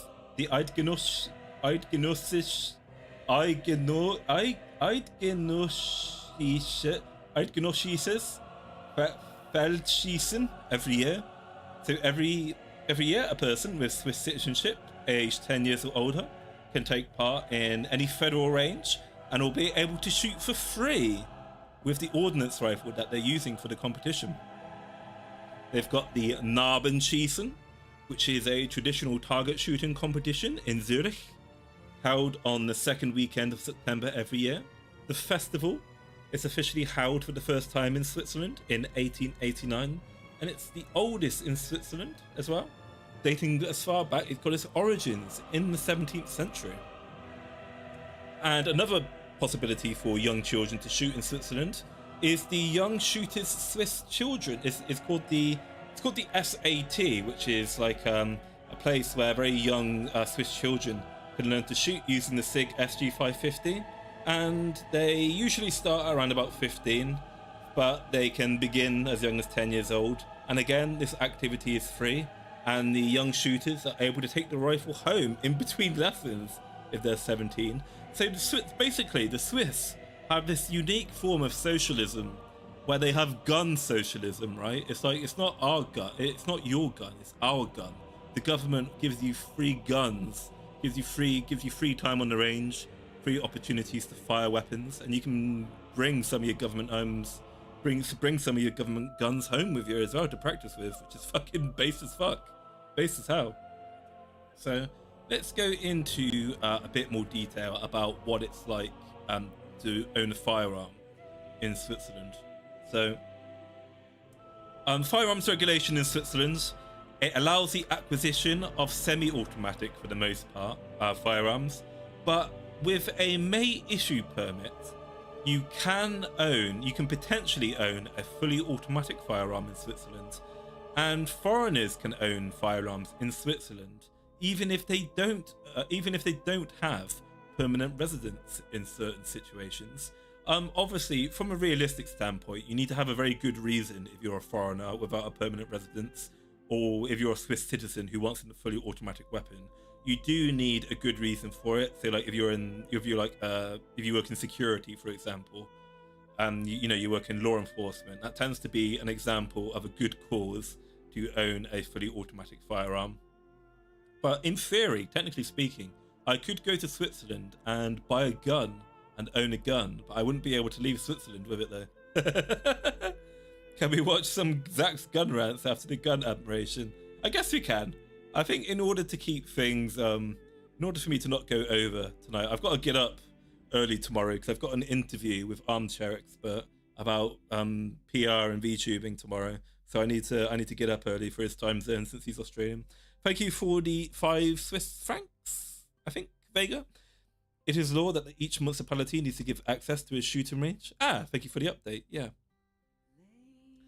So yeah, if you want to own a firearm in Switzerland, they're some of the most liberal in the world. Arguably, in some situations, it's almost more liberal than the United States. So Swiss gun laws are primarily about the acquisition of arms and not ownership. So a license is not required to own a gun by itself, but a shall issue permit is required to purchase most types of firearms. So bolt action rifles, break action rifles, and hunting rifles don't require an acquisition permit, so they're very easy to get. They can be acquired with just a background check. An explicit reason needs to be submitted to be issued an acquisition permit for handguns or semi-automatic weapons, unless the reason is sport shooting, hunting, or collecting. I guess you could kind of, Vega, I imagine you could probably kind of like lie or embellish the truth a little bit as to the reasons why you want to own a firearm. So do you need to actually show proof that you want a firearm for hunting, collecting, or sport shooting in order to pick up a semi-automatic weapon? Or can you just say, and they just inherently trust you that you're being honest? Permits for concealed carrying in public are issued sparingly. So the Swiss don't really like the idea of you concealed carrying in public your weapons. The acquisition of automatic weapons, suppressors, and target lasers requires special permits by the cantonal firearms office. So the police as well in Switzerland, they mostly use hollow point ammunition in special situations. They normally use rounds that have a very low risk of, again, potentially penetrating the target and hurting other people. So even the law enforcement in Switzerland are very big on gun safety and making sure that they don't cause any collateral damage when they have to engage a target with their firearms. Unlike, of course, the average US cop who are trained to just just mag dump at a target the moment they show no compliance and potentially shoot their own fucking officers. Right? Here in Mexico, you can also have free gun trials in Mexico. Cool. Oh, you just need to steal them from the National Guards. Or I guess you could just join the cartel, right? Just join the cartels and take it from the federales. Thank you very much for the 5 Swiss francs again, Vega. Just say you're collecting. Ain't nobody going to question that. You might get an interview with the council, though, on the first go. Yeah, that makes sense. In the UK, they actually get around that because in the UK, we kind of have similar laws to that. But the police actually do investigate to see if you're part of a hunting club or some kind of, club where you go sport shooting. So you can't just lie and say, oh yeah, I'm going to use this to go sport shooting and then not do it. So the reason why Swiss has quite a strong gun culture as opposed to most European countries is because it emerges from a long tradition of shooting, which serves as basically a formative element of the Swiss national identity in the post-Napoleonic restoration of the Swiss Confederacy.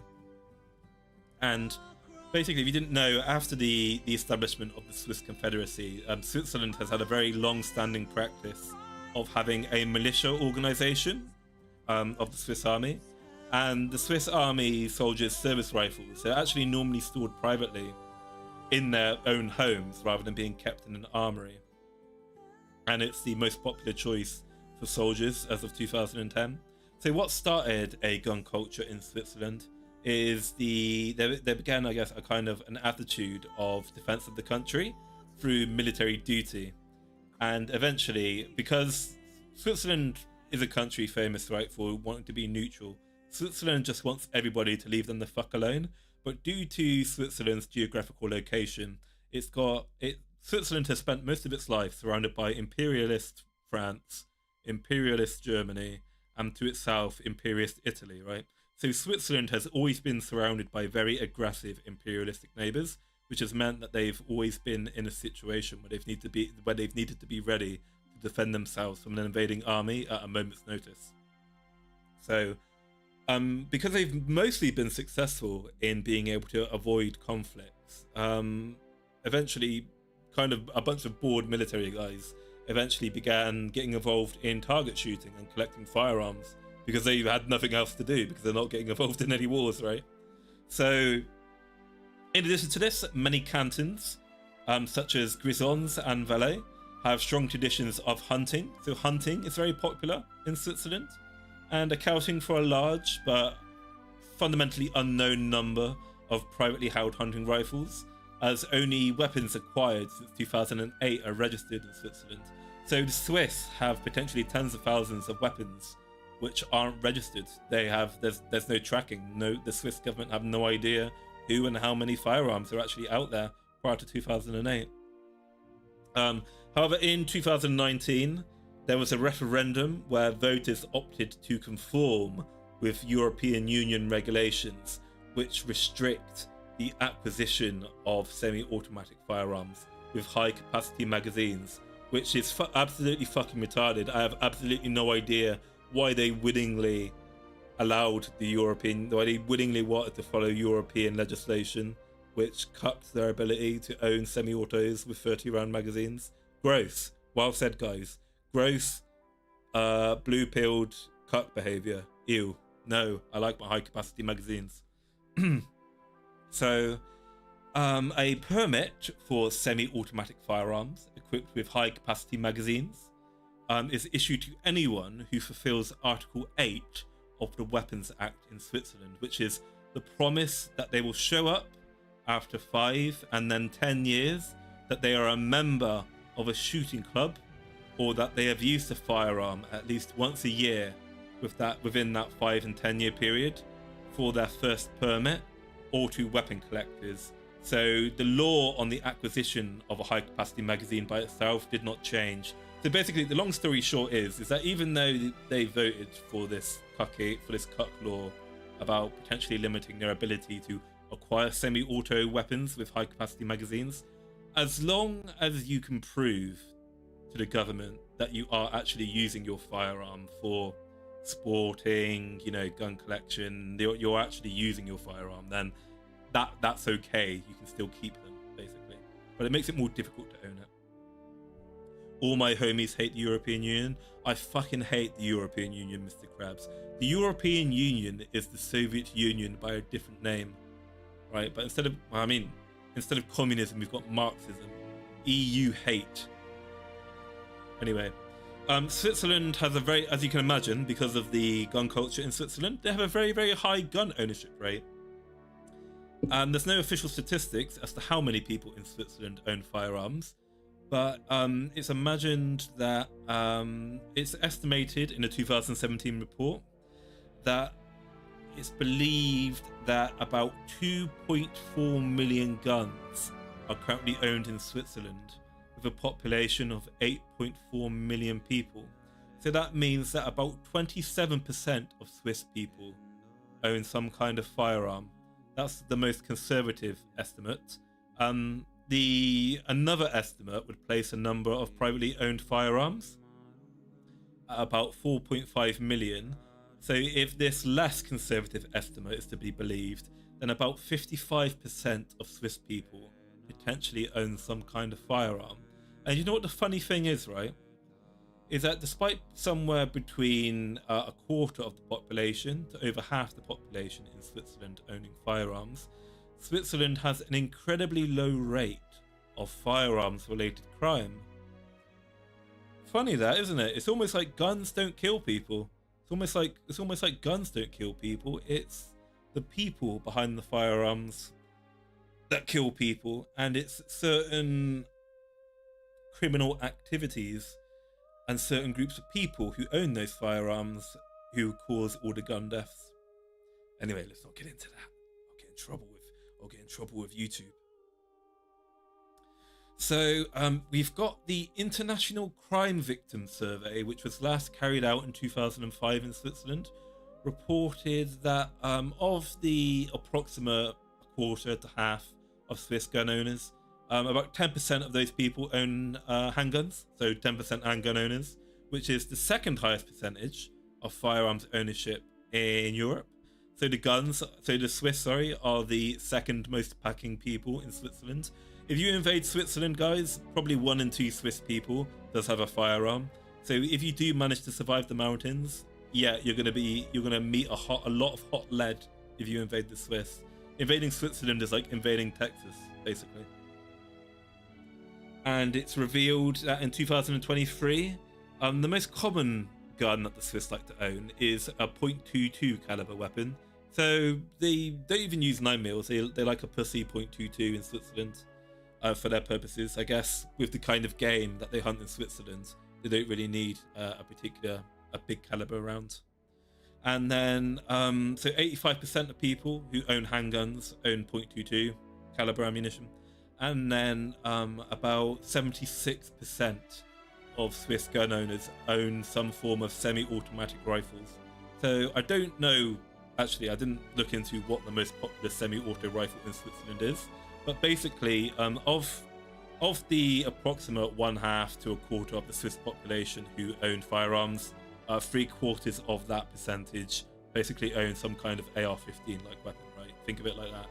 So most Swiss people own a quote-unquote AR-15, which is base as hell. I want one. It's the urban youths, it's the bloody drug runners, it's the criminals, it's El Cartels as well. Albanians can't buy guns. That's based. They cause a lot of trouble, the Albanians. They cause a lot of trouble here in the UK. Right, so where was I? So in order to carry a firearm in public or outdoors, and for a militia and for someone in the Swiss militia to carry a firearm other than his issued weapons off duty, a person in Switzerland has to have a gun carrying permit, which is called a Waffen. It's called a Waffentragbewilligung, or in French, it's called a permis. It's called a permis de port d'armes, or in Italian, it's a permesso di porto di armi, which in most cases is issued only to private citizens working in occupations such as security. It's very common to see people who are serving in the military or are sports shooters, though, to be openly carrying their rifle to the range. However, they have to be unloaded, right? So if you are directly carrying your firearm to a range of some kind, you can carry it with you as long as it's clearly unloaded, right? So you can acquire a public carry license in Switzerland if you have a valid hunting license and are carrying the firearm for hunting. You're participating in some kind of demonstration, and carrying the firearm is in reference to a historical event. Again, any of the historical Swiss sharpshooting competitions. You're participating in a shooting competition for airsoft guns, provided the competition has a secure perimeter. Or you're like an airport security officer, or you're like a close protection detail for an authorized country. So basically, Switzerland would let the US Secret Service carry their weapons with them, as long as they like make themselves known in advance, essentially. So anybody who's licensed to hold a firearm can transport an unloaded firearm for special situations. So if you go into a bit more detail about the Swiss gun culture, so recreational shooting is widespread in Switzerland. Practicing with guns is a very popular thing that's done for fun over there, and it's encouraged by the government, particularly those who serve in the militia. Kind of like the US Marine Corps, the Swiss government strongly encourages all citizens, not just those in the militia or the military, to be expert marksmen, because in the event that Switzerland finds itself in a war, particularly in a war of self-defense, if your militia, if your citizenry are all expert marksmen and know how to handle a rifle properly, you're gonna, you know, the invading army is gonna have a bad time. The invading army is gonna have a bad time. We know what the Germans are like, guys. The Germans can't go 50 years without trying to conquer the world, right? And the Swiss know better than to trust the Germans. So the Swiss have something. Actually, hang on. Do I have another slide for this? What's my next slide? I forgot what my slide is. No, next one is on some revolvers. So yeah, the Swiss have something that's called the Schweizerische Schützenverein, which is a Swiss shooting association, which is what organises the Eidgenössische. Vega, please help me pronounce these words. The Eidgenössische Schützenfeste every 5 years, and it also oversees the Eidgenössischen Feldschießer. So in 2012, the Swiss had 130,000 of their citizens participate in the shooting competition, and in the 2015 shooting competition, there are an extra 37,000 shooters registered. So that means about 5% of Switzerland population actively participates in sports shooting as well, which is pretty crazy. I wonder how many Americans engage in sports shooting. We will shoot twice and all go home. Yeah, the Swiss literally don't miss, right? You come at the king, you best not start miss. Man, I need to start competing again. Yeah, Mr. Krabs, go to Switzerland. They're all about that competition shooting. They fucking love this shit in Switzerland. You go to Switzerland, you'll see 10-year-olds, you'll see 10-year-old kids in Switzerland engaging in sports shooting. Oh shit, I've run out of Lord of the Rings music to listen to. Hang on, fuck. Oh no. Let's just listen to you. Okay, here we go. Fucking hell, we've been going on for ages already. Where was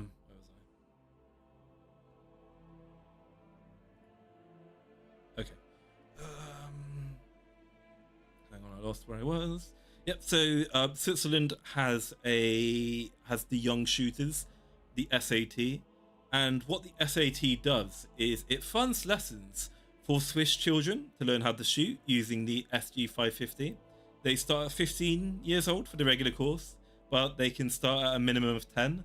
So children in Switzerland can shoot for free and participate in this organization. They're able to take home the rifle in between the lessons if they're 17. But for security reasons, the bulk carrier group has to stay at the range in which they attend the lesson. And this course for the children, it takes place over 6 years with a 3 to 4 month period each year. And then if they want, they can become instructors for the new generation of young shooters. So basically, you get young kids as young as 15. They go on these courses, they do it for 6 years. And then at the end of the 6 years, they're invited to come back and then instruct the next generation of children shooters. So you've got this wonderful culture, this wonderful gun culture in Switzerland, where gun safety is incredibly important. Guns aren't treated as these evil, possessed weapons of mass destruction. It's there's a big culture around recreation, gun safety, and people are exposed to it at a young age, taught how to shoot good. They're taught how to shoot good, taught how to safely handle their firearms, and they're taught that, look, this is a good opportunity to, we can use guns. Guns can be a great thing to bring everybody together, get outdoors and participate in some physical exercise. And it also has the added benefit of allowing you to better defend your country from foreign invaders, right? If the Swiss do get invaded, they're probably the most prepared country in Europe to defend themselves from invaders. And because they've all gone to these competition shooting ranges together, because they've all spent so many years, with other kids of their age group, learning how to shoot rifles, they all probably know each other, right? So they've built some kind of bond, which will obviously help in a combat situation. So yeah, that's probably why the Swiss have great statistics when it comes to gun violence. Very low statistical gun violence in Switzerland, and yeah, they're quite mentally healthy as well, the Swiss, and they've got excellent community. They're a very socially cohesive nation of people. So yeah, guns with the right culture can actually be a rock solid foundation to bring people together. Wendigoon has a great video on the M16. and how we basically sabotaged them for our troops in Vietnam. A good watch. I've not seen that actually, Tempest, so I'll have to watch that. I actually have something as part of this stream I'm going to talk about in a moment.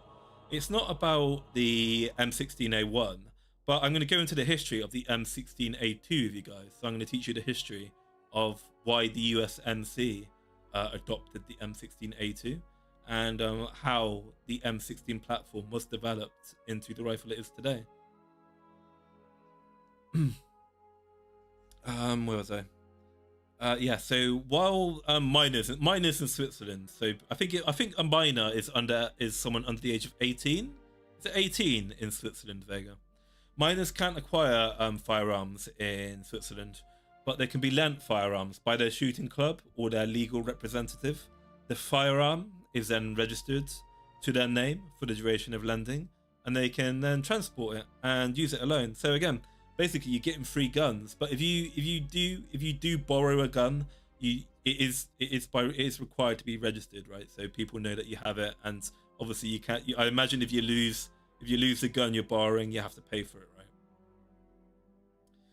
right? So the Swiss Army as well sponsors Swiss shooters, and the Swiss Army will actually give free unlimited loans, right? So let me say this again.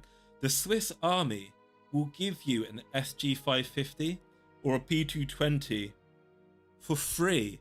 They'll lend you it for free for as long as you want. You can rent a Swiss military rifle as much as you want, as long as you participate in 4 federal exercises, which are called which are basically a form of repetition shooting target kind of competition. They're called the Obligatorische Programm and Feldschießen, right? So basically, you make sure to promise to go on 4 shooting ranges. You promise to go on a shooting range 4 times a year, and the military basically just gives you a free SG550 to do whatever the fuck you want with throughout the entire year. Hey, Wolf and Wings, thank you very much for the membership, buddy. Good to see you again, my Wolf and Wings, my good friend. I will never forgive the French for making the M16A2 have the stupid front heavy barrel. We're going to get into that, not the ATF. We're going to get into that. Thank you for the 2 Swiss francs, Vega. Guess where my 550 is from, Maulington? Let me guess, Vega. You've got it from the military. You have one of the military SG550s. So in the last 3 years, before asking, and you can show every 3 years as long as you still participate. So it's worth noting as well that the rifle, that the SG550, whilst being select fire, only requires a regular acquisition permit to carry it. So in 2016, the Swiss Olympic conducted a study on clubs and members in Switzerland. So the Swiss Sports Shooting Federation has ranked 2nd in terms of clubs and 5th in terms of members. So there are about 2,943 gun clubs in the world, and the Swiss have the 2nd largest collection of people who are in some kind of gun club, and they have 131,000 members of their population registered in a gun club. And there are about 30,000 licensed hunters in Switzerland, which has remained consistent since the year 2000. So with hunters, it tends to pass from generation to generation, rather than there being large numbers of brand new people looking for hunting licenses in Switzerland. It tends to be passed down from father to son kind of thing going on. So the only canton of Switzerland which has forbidden hunting is Geneva, which it did so in 1974 after a popular initiative was launched, which was accepted by 70% of voters at the time. So since then, Geneva employs about 10 to 15 gamekeepers to control its game population. So unfortunately, hunters aren't really allowed to, sadly, hunt in Geneva. But if you want to go shooting in Geneva, your best bet is to become some kind of park warden or a gamekeeper to keep those pesky deer or whatever from overpopulating. Geneva Cuckery Conventions. The problems people were experiencing on the ground with the original M16s are real, but a lot of causes for those problems were more by Colt and Armalite's design decisions. Yeah, that's exactly right, Midnight. The problem is with the original M16s is that they weren't thoroughly tested. They weren't thoroughly tested for extended use in a jungle environment, and they weren't extensively tested to be GI proof, because as anyone who served in the military knows, private soldiers in particular will do the most outrageously retarded shit with their weapons for absolutely no reason whatsoever. When it comes to the standard infantryman and his rifle, there is no such thing as unbreakable, right? There's nothing that the infantry soldier can't do with his rifle. An infantry soldier would manage to get a woman. An infantry soldier would manage to somehow find a way to get a man pregnant with a bullet. Is how fucked up privates are. Privates are barely sentient. That's right, Vega. Privates and lance corporals in particular are barely sentient life forms, right? Oh, I think we've both been there, Vega. We know what privates and lance corporals are like.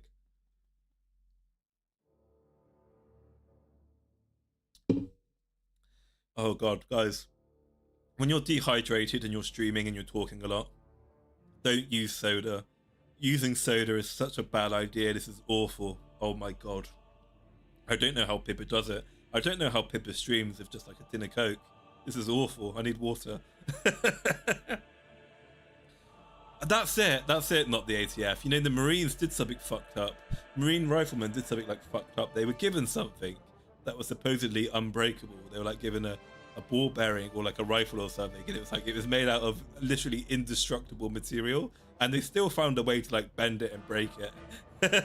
When there's a will, there's a way. Exactly, Wolf and Wings. Hi Felix, how's it going, buddy? Weak Brit throat moment. Yeah, it's not helped by the fact I've got a chest infection, unfortunately. Belgium.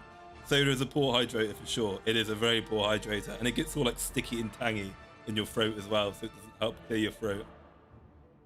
I love pop. I love pop too, Mr. Krabs. I'm addicted to soda. When I was in America, I was probably drinking about 2 liters. I was probably drinking like a liter of soda an hour when I was in America.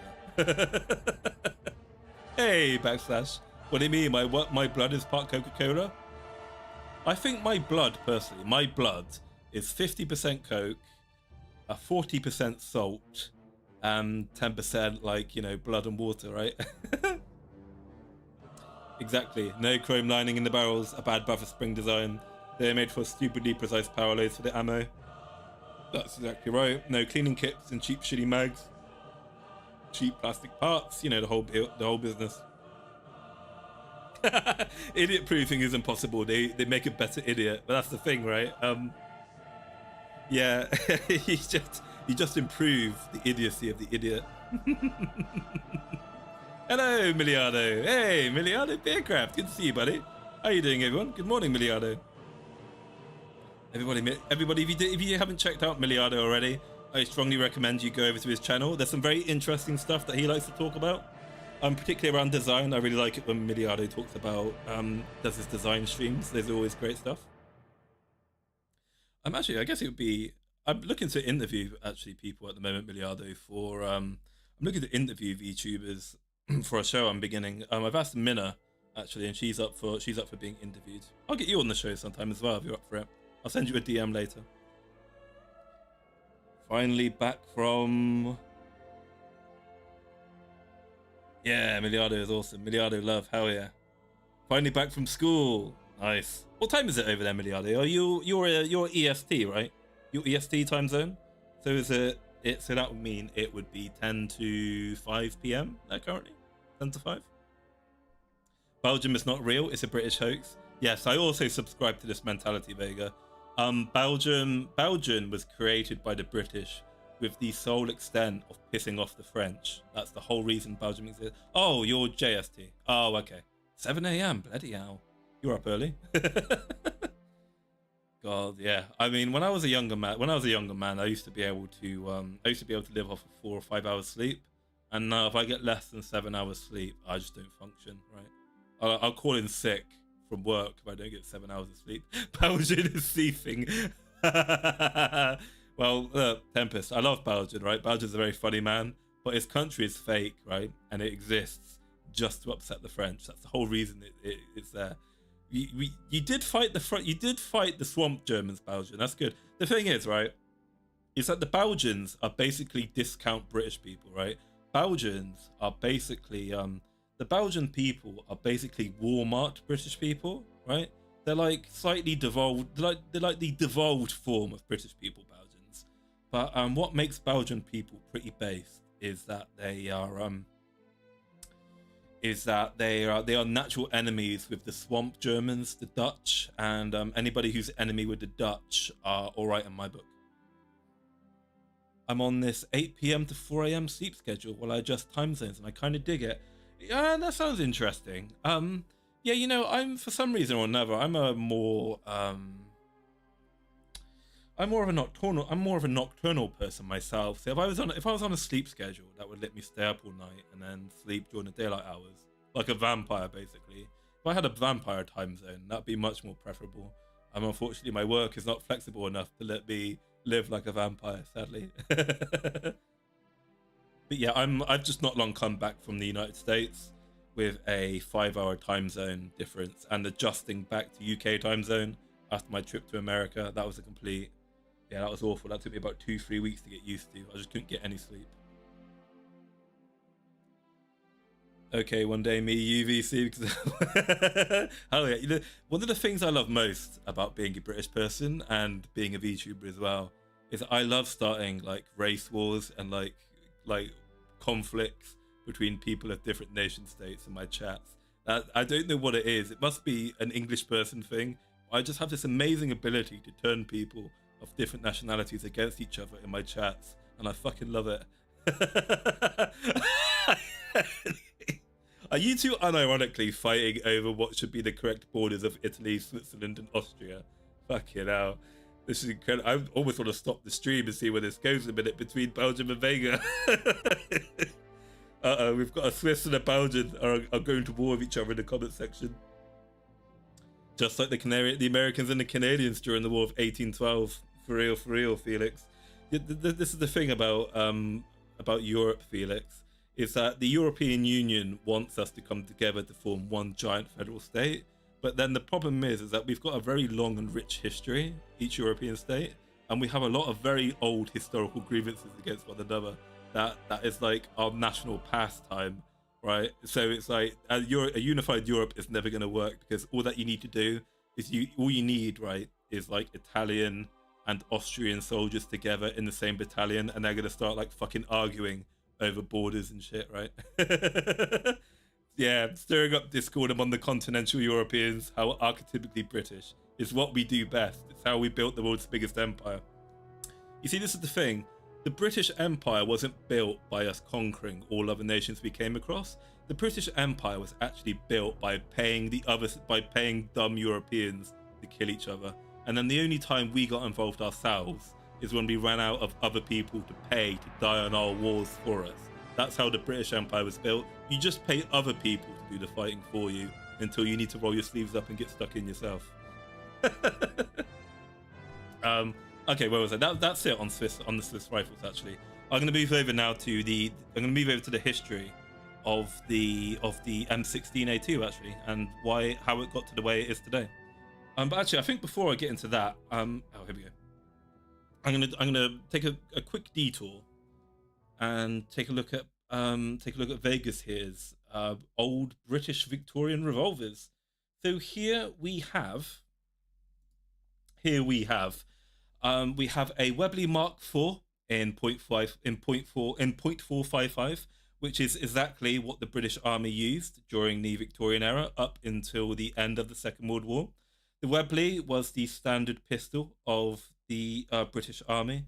It was used exclusively by the officer class until 1963, where it was replaced by the Browning High Power. Metal Gear reference, hell yeah, I love Metal Gear Solid. Revolver Ocelot is my favorite character from the Metal Gear Solid series. So we've got the Webley Mark IV in 455, which is what was used in the British Army. We've got the Webley Mark IV in .38, which is a civilian model. So if you guys didn't know, once upon a time, not too long ago, it was actually legal to own pistols and revolvers in the UK. I can't exactly remember when it was. It was either in the 80s, I think, or 1990 or something. But there was a school shooting in the UK called the Dunblane Massacre. And after this school shooting, which is called the Dunblane Massacre, that was when the government voted to ban the possession of pistols in the UK. The 80s. Thank you, Elamina. Yeah. So that was basically the catalyst to take away our right to own pistols. Contrary to popular belief, we can actually own firearms in the UK. We can own bolt actions up to what's the other word for 5.5? What's the other word for 7.752 by 5.1? I've lost it now. 30. What is it? 308. 308. You can own a bolt action rifle with a maximum caliber of 308 in the UK, and you can also own a shotgun with a tube count no more than 4 shells, I believe. And you can own a semi-automatic shotgun, but if it's a semi, no more than 2 shells in the chamber, I believe. 308, 308. That's it. Yeah, thank you. So yeah, before Dunblane, you could own something like a Webley. You can't anymore. And then the last one is the Enfield #2 pistol, which was used in World War II. Actually, believe it or not, the Enfield was a step back from the Victorian era Webley. The Enfields had a very terrible firing pin and poor construction, so they ended up misfiring constantly. So yeah, the actual earlier 1887 Webley was a more reliable revolver than the 1930s built Enfield #2 Mark 1. So unfortunately, these revolvers were used by officers of the British Army in the Victorian era from 1887 to 1963, and this is where it's replaced by the high power. So revolvers in the British Army were meant to symbolize the authority of the officer, and they were used as a means of self-defense in times of crisis. So unlike the kind of culture today is much different, but I guess prior to the Falklands War, infantry officers weren't really expected to directly engage the enemy themselves. They would be expected to commit, I guess, 100% to the command and organization of the men. So it would be a very common occurrence prior to the Falklands War to see British officers walking around either completely unarmed or just carrying their Webley with them, because it would be expected that they would only have to draw their pistol basically in a charge or to defend themselves, which is crazy to think about. But yeah, the British Army has always had a very weird, I guess, sort of set of expectations for its officers since the dawn of time. This is true. Up until I believe the 1960s, it was actually a disciplinary offence for a British officer to duck if he was being fired upon. And so it was basically illegal for a British officer to take cover, essentially. And the reason why it was illegal for a British officer to duck or take cover and assume a low position is it was considered that such an action would basically frighten and demoralize the men if they saw their officer taking cover from enemy fire. So it was like, yeah, you can't take cover in front of the men, okay, because it demoralizes them. Somehow the general staff of the British Army felt that officers taking cover from enemy fire was more demoralizing to the men than their officers being horribly killed by enemy rifle fire. Somehow, but that's just the way the British officers fought back then. Fortunately, by the end of the Second World War, they changed their mind on this, and officers were allowed to carry their service rifles with them, and they were allowed to take cover from enemy fire. So I want to show you a clip of the Victorian era of someone using their Webley, and a form of battle square that was used during the put down of the Sudanese rebellion from the Mad Mahdi. So I'm going to show you this clip from a movie that's called The Four Feathers, and here you're going to see a bunch of Victorian era British soldiers being attacked by Arab cavalry. Steady, number 2 company! Steady, number 2 company! Sir, we're being attacked from behind, sir! Sir, we're being attacked from behind by enemy cavalry! Close in on the right, Castleton! Officers to the front! Officers to the front! Sanctuary! So you can see here, right? So if I just stop it there. So basically what's happened here is there is a cavalry charge by mounted Arabs using rifles. And what's happening is, due to the seriousness of the situation, these guys are heavily outnumbered and they're heavily outarmed as well, because they aren't being charged by cavalry with sabers, they're being charged by cavalry with carbines. So what the company commander here does is he orders all officers to the front, and that's an order. That is an order in the British Army Instruction Manual, all officers to the front. So I guess to put this into parlance for Americans, if a British company commander orders all officers to the front, that's a very polite British way of saying, good luck, gentlemen, prepare to defend yourselves, shit's fucked, right? People are gonna start dying. So if you hear your company commander say officers to the front, that's your brown pants moment. That's when you should be very afraid, because shit's about to get real. Dead! Castleton! Fire!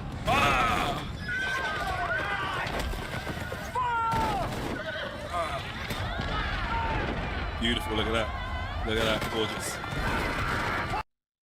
So yeah, that is basically the use of the Webley during the Victorian eras. It's a symbol of British authority, and it's to only be used in circumstances where officers need to be called to the front to stand in line with the men if you're about to receive an ass whooping from the enemy.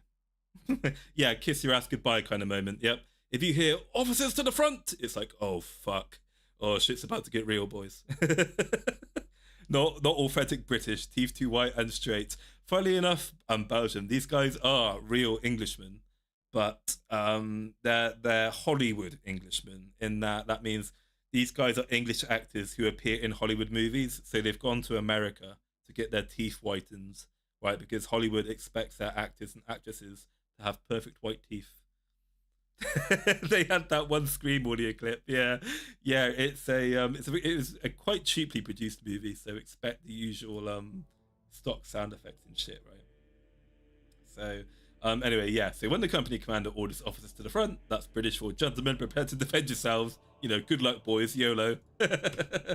So before we move on to the M16 history, I thought I'd just appreciate a few more of Vega's guns, right?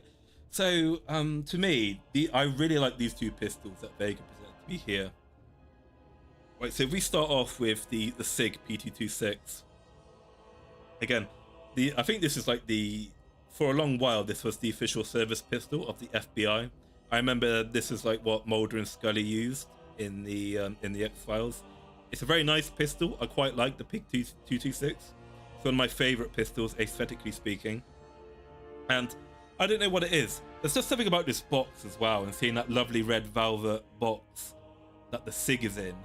This would legitimately make me feel like a kid again if I got this as a Christmas present. So I've basically, when I hit puberty, I turned into a miserable, soulless creature. I turned into a British person when I hit 13, basically. And since my 13th birthday, I've never felt joy or happiness at anything. But when I saw this box, this 6-hour P226 in its box, I just imagined getting this wrapped as a Christmas gift. I just imagine this like being wrapped up, in Christmas wrapping paper, and it being given to me on Christmas. And it just made me, I had this feeling like when I got my PlayStation 2 for the first time back in 2001 or whenever the hell it came out. I felt like a kid again, just imagining getting this pistol for Christmas. Right? Make me feel like a kid again. So guys, if I do win the US green card lottery, right, and I do become an American, please do send me a gun. Please do give me a gun as a Christmas present, and you'll make me feel like a kid again. I'll be very happy to get that as a present. Make me all excited and happy. I'll get my little pajamas, my little Second Amendment pajamas, and I'll be like, oh, jumping around with my new gun. I want to go play with my new gun. But yeah, other than the 6-hour here on the left, we've got this absolutely stunning Walther. Vega is apparently James Bond. I mean, look at this shit here. Look at this absolutely fucking gorgeous. I love Walther's pistols. Yes, Vega here is James Bond. Is the Walther a small pistol? Yeah, I get the impression that many of Walther's pistols are quite small and diminutive pistols, very easy to conceal. I imagine someone like myself with small Amanagawashina hands. Something like a Walther might be more up my alley, because my tiny baby hands probably don't fit around something like a Glock that well. Bold of you to assume I've ever felt happiness. I'm Vietnamese, nothing pleases us.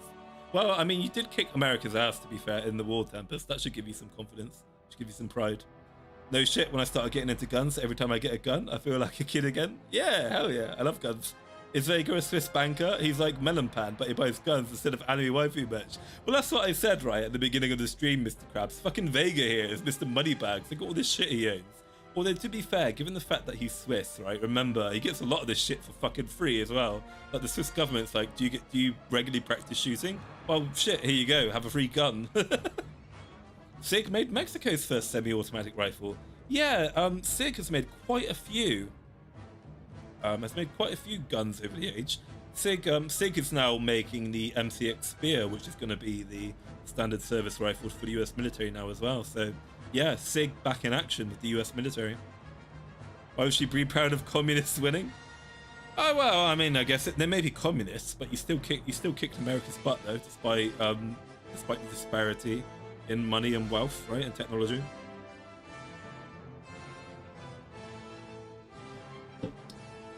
Okay.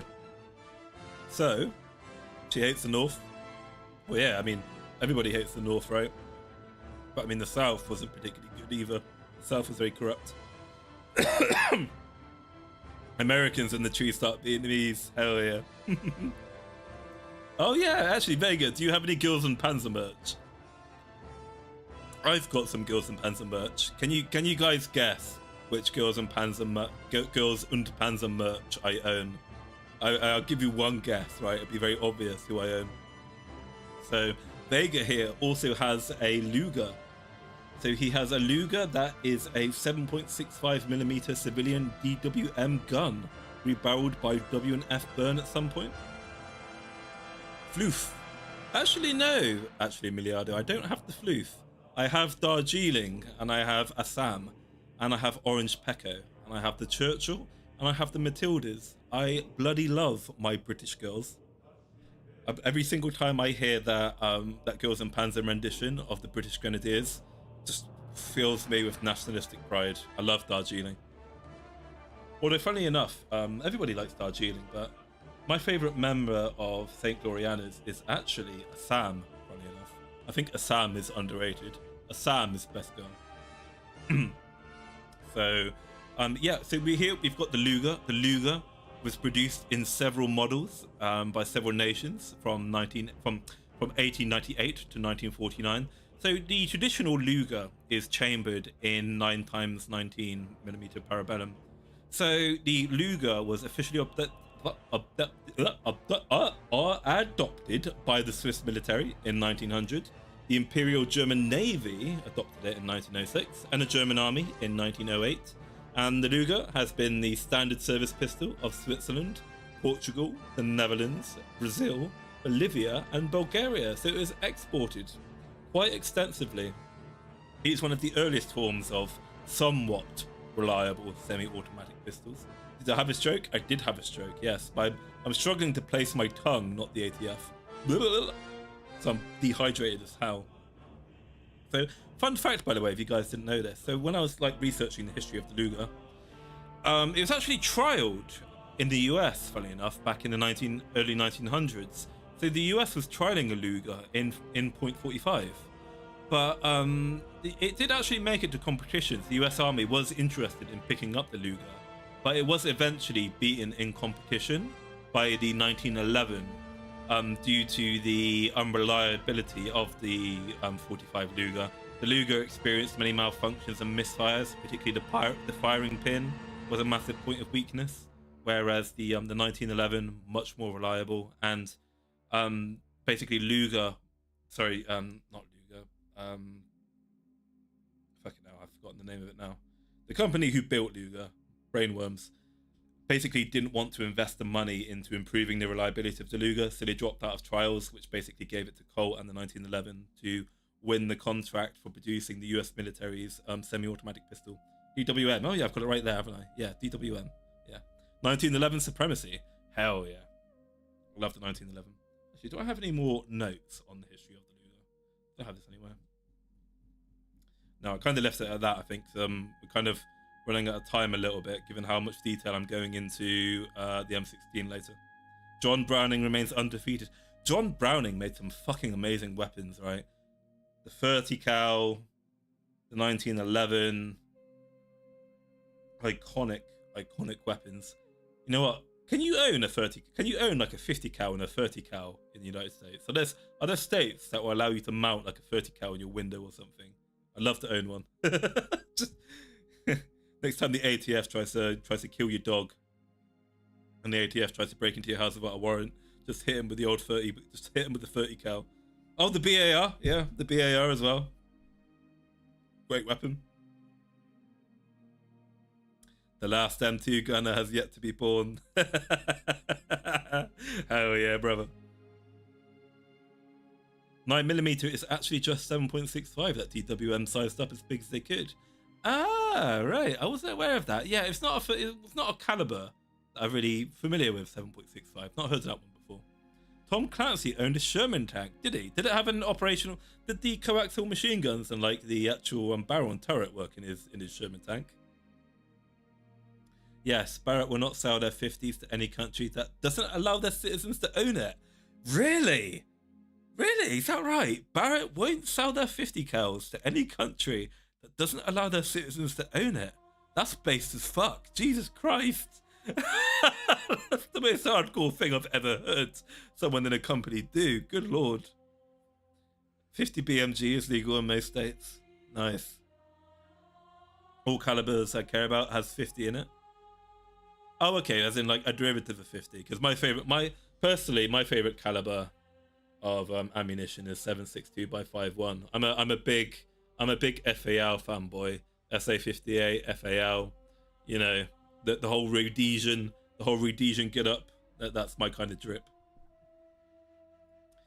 Yeah, so here we go. Okay, so we're moving on to the final part of the stream now. We're going to take a look at the history of the M16A2 variant, and we're going to take a look at how the AR-15 was developed to a platform target shooting rifle. Oh, the G3 as well. Actually, I am quite fond of the G3. I'm not a big fan of the SCAR though. Aesthetically speaking, I think the SCAR looks quite fat and ugly. Don't like the SCAR, but I've never fired one before. You'd love the Browning BLR? I'm not familiar with the Browning BLR actually. I have to Google that afterwards. So yeah, I missed the cookie camo. If you guys know, back in the 90s and early 2000s, the US military, I think it was mostly the army, had that cool like desert camo pattern that made them look like a bunch of cookies, right? It was a mixture of, you know, like desert yellow, and they had that kind of pinky brown spot, and they had like those kind of grey, almost rock shapes spread across the camo as well, and it made them look like cookie soldiers. Pretty cool, I thought. So here we have the AR-15. Here, this is an AR-15, which is a late 80s, 90s Colt HBAR sporter, which stands, the HBAR stands for Heavy Barrel Automatic Rifle. And this was the first serious attempt to make an AR-15 platform target shooting rifle that could compete with traditional rifles across the globe. So the original Colt AR-15 sporter had been on the market since 1963, but interest in the first variant was mainly confined to the military gun buffs and veterans. So attempts to make the AR-15 into a serious target shooting rifle had largely failed, although this is mainly because of the lack of ammunition that would enable the AR-15 to compete at longer ranges successfully. So basically, back in the earlier days, particularly in the United States, and in the United States Marine Corps in particular, they preferred to use traditional rifles like the M14. They preferred to use bolt actions like the Springfield 1903, the M1 Garand, maybe potentially the M1A1 carbine. They preferred to use, you know, kind of Second World War, pre-war rifles as their main target shooting weapons due to the higher caliber, reliability, and the barrel length as well had a big part to do with it. Muzzle velocity made for good target shooting rifles. So in the 80s, basically what happened is the Marine Corps set about wanting to replace their M14s with something a bit more robust and available. So let's get into the history as to how the Marine Corps adopted the M16A2 and improved it, and basically introduced the AR-15 as a dedicated sport shooting platform into the US civilian sector. So with the introduction of the M16A2 into the Marine Corps in 1984,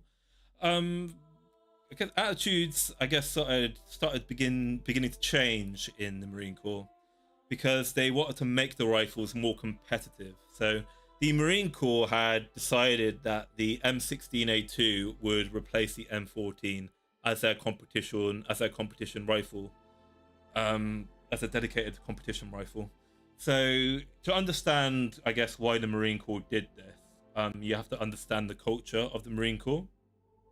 Although the M16A1, which is obviously what they used in Vietnam, had been adopted in 1967, the Marine Corps were never happy to adopt it because their marksmanship training included shooting up to 600 yards, and the M16A1 was very woefully inadequate to shoot out to that. So the M16 was normally the M16A1 was essentially built to shoot out to 300 yards at the best of times.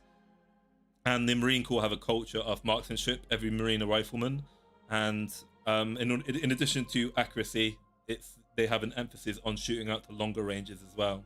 So by 1980, the Marine Corps were able to use the reason that declining inventories of M16A1s in storage meant they needed a new rifle.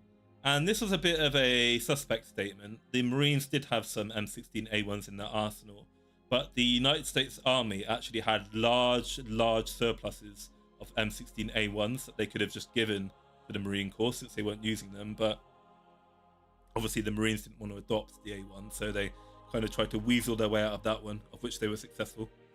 So anyway, the Marine Corps put forward a proposal for an improved M16 that included features that they in particular wanted to fit their kind of organizational requirements. And another argument the Marine Corps made was that NATO had recently standardized the 5.56 round to be used by all NATO nations as their standard service rifle ammunition, and the M16A1 could not use this effectively due to its slow rifling twists, right? So Colt responded to the Marine Corps' request, and they did so very quickly. So due to the fact that they already had developed most of the things the Marine Corps had wanted during its various deployments during the early 20th century, it wasn't difficult for Colt to, I guess, dust off some of its old engineers and equipment, put it together, improve it, and produce something that the Marine Corps would be quite happy with. So what Colt did is they enhanced the rear sight of the M16A1, which had been under development during trials for a squad automatic weapon. And the new sight allowed for elevation adjustments up to 800 yards, which was a USMC requirement. Colt also came up with a new set of apertures, a smaller one for long range shooting, and a flip-up large aperture for close range. The new rifle also had to have new furniture made from more advanced plastics that wouldn't melt or rot in desert or jungle environments. So the design of the new handguard was taken from a mid-1960s design that Colt kind of had off on the shelf. Oh, we pulled a similar trick to get the M27, claimed it was to replace the M249 saw, then bought a lot more than needed to replace the saw. Ah, yeah, very clever, Miliardo. Exactly, that's the thing. You need to be economical with the truth, and you need to make a good case in order to get the government bean counters to approve your request for new equipment, right? I think particularly in the Marines case, for the Marine Corps, admirals in the US Navy have always been upset about having to share their budget with the Marines, right? The average US Navy officer wants more destroyers, he wants new submarines, he wants new aircraft carriers. He doesn't want to give his Marines new rifles, new guns, new ammunition, new uniforms, right? So they had to get clever with it. Anyway, so the army actually hadn't adopted the M16A2 at the time, as it would have meant a new handguard cap, which would have had to have been fitted to the rifles. But Colt was able to redesign the handguards so that the original triangular cap, which you see on the M16A2s, could be used. And another feature of the M16A2 is that it introduced a burst fire device that replaces the fully automatic capability of the M16A1. However, I think as most people who've ever used an M16A2 can attest to, even I know about it, having never fired one before, but hearing, the kind of reviews of it. The burst fire of the M16A2, it ruins the trigger pull. And also the other problem with it is that the first 1 or 2 rounds of the burst can be accurate. Certainly the first round is, but rounds 2 and 3 normally go fucking like light years away from their target destination. So it's it tends to be an incredibly inefficient burst fire mode that isn't particularly accurate. Fortunately, in addition to the burst fire mode, it did still have it obviously still had semi-automatic firing, so you could fire it single fire. Burst fire is completely pointless. Exactly, burst fire is completely pointless, and they couldn't get it to work properly. So the other features as well, which the A2 included, was a round forward assist, which made it easier to use. So because the Marine Corps have such a strong emphasis on marksmanship, the M16A2 was the first AR-15 platform that could reasonably used as a target shooting rifle in its own right, and the Colt company enhanced this further on the civilian model of the AR-15 by putting a heavier barrel on it to mixed results, kind of. So the Marine Corps was forced to accept a barrel on the M16 that was slim from the front sight to the chamber in order to allow the mounting of the M203 grenade launcher. But obviously, if you're using this for target shooting, if you're a civilian, you don't need to worry about slapping an M203 grenade launcher to your rifle, right? I mean, otherwise, what kind of fucking target shooting are you engaging in? So you didn't have to use the heavy barrel on civilian AR-15s. So the new M16A2, it has a 1/7-inch twist, which is necessary for stabilizing the long L110, which is the M856 tracer round. Colt wanted to put a 1/9-inch twist on the M16A2, but the military had to refuse it. The problem with the 1/7 twist is that it's a very fast twist, and that leads to excessive erosion of the barrel. And it's much faster than the old 112 twist barrel, which was on the M16A2. So essentially, the problem is that after you fire several thousand rounds through the M16A2, the barrel would need to be replaced, right? And essentially, US logistics at the time wasn't prepared for their rifles to start, knackering out with a few, essentially a round count, a few thousand lower than what they were used to. So the earlier Colt civilian A2 rifles also have the 1/7 twist, and it was originally considered a problem until heavyweight bullets started to appear in the mid-90s for long-range shooting. So with the much longer, heavier weight bullets, it actually turns the disadvantages of a 1/7 twist barrel, and it actually turns it into an advantage, and it's no longer necessary to have the rifle rebarreled for target shooting if you get a good one from the factory.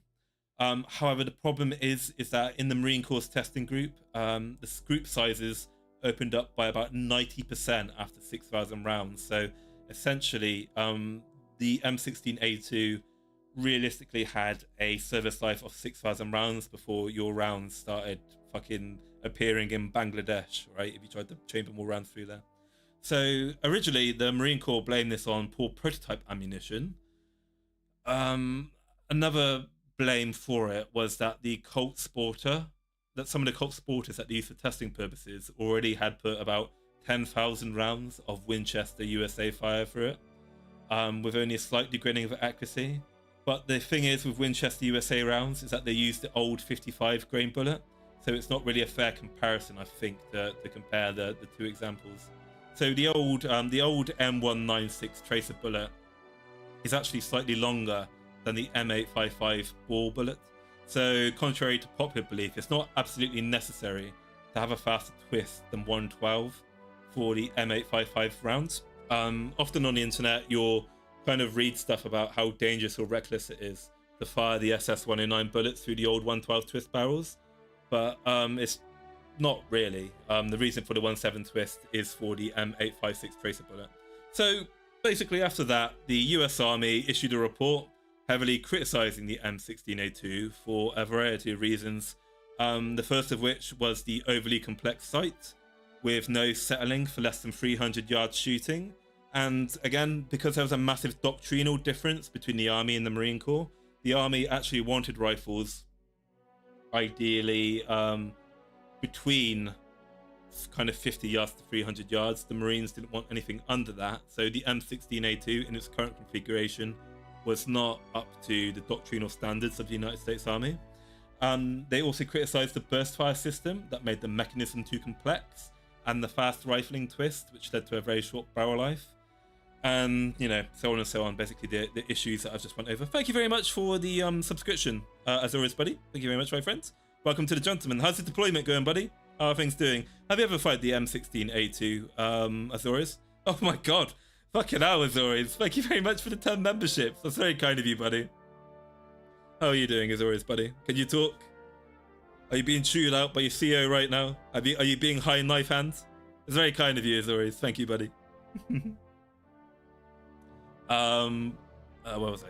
Yeah, so so the Army wasn't happy with the rifle not being able to be sighted to under 300 yards, and they were unhappy with the short barrel life of the rifle. But unfortunately for the Army, the Marine Corps actually got its way, because at the time in the 90s, the Joint Services Small Arms Program was in full swing, and with all the heat they were taking at the time over standardizing the Beretta M9 pistol, there was no way that the JSAP were going to allow the Army to adapt a different variant of the M16 to the Marine Corps, and it was basically a political non-starter. So because of this debacle with standardizing the M9 Beretta, basically Congress, the Pentagon was like, look, we've just given the Marines this new rifle.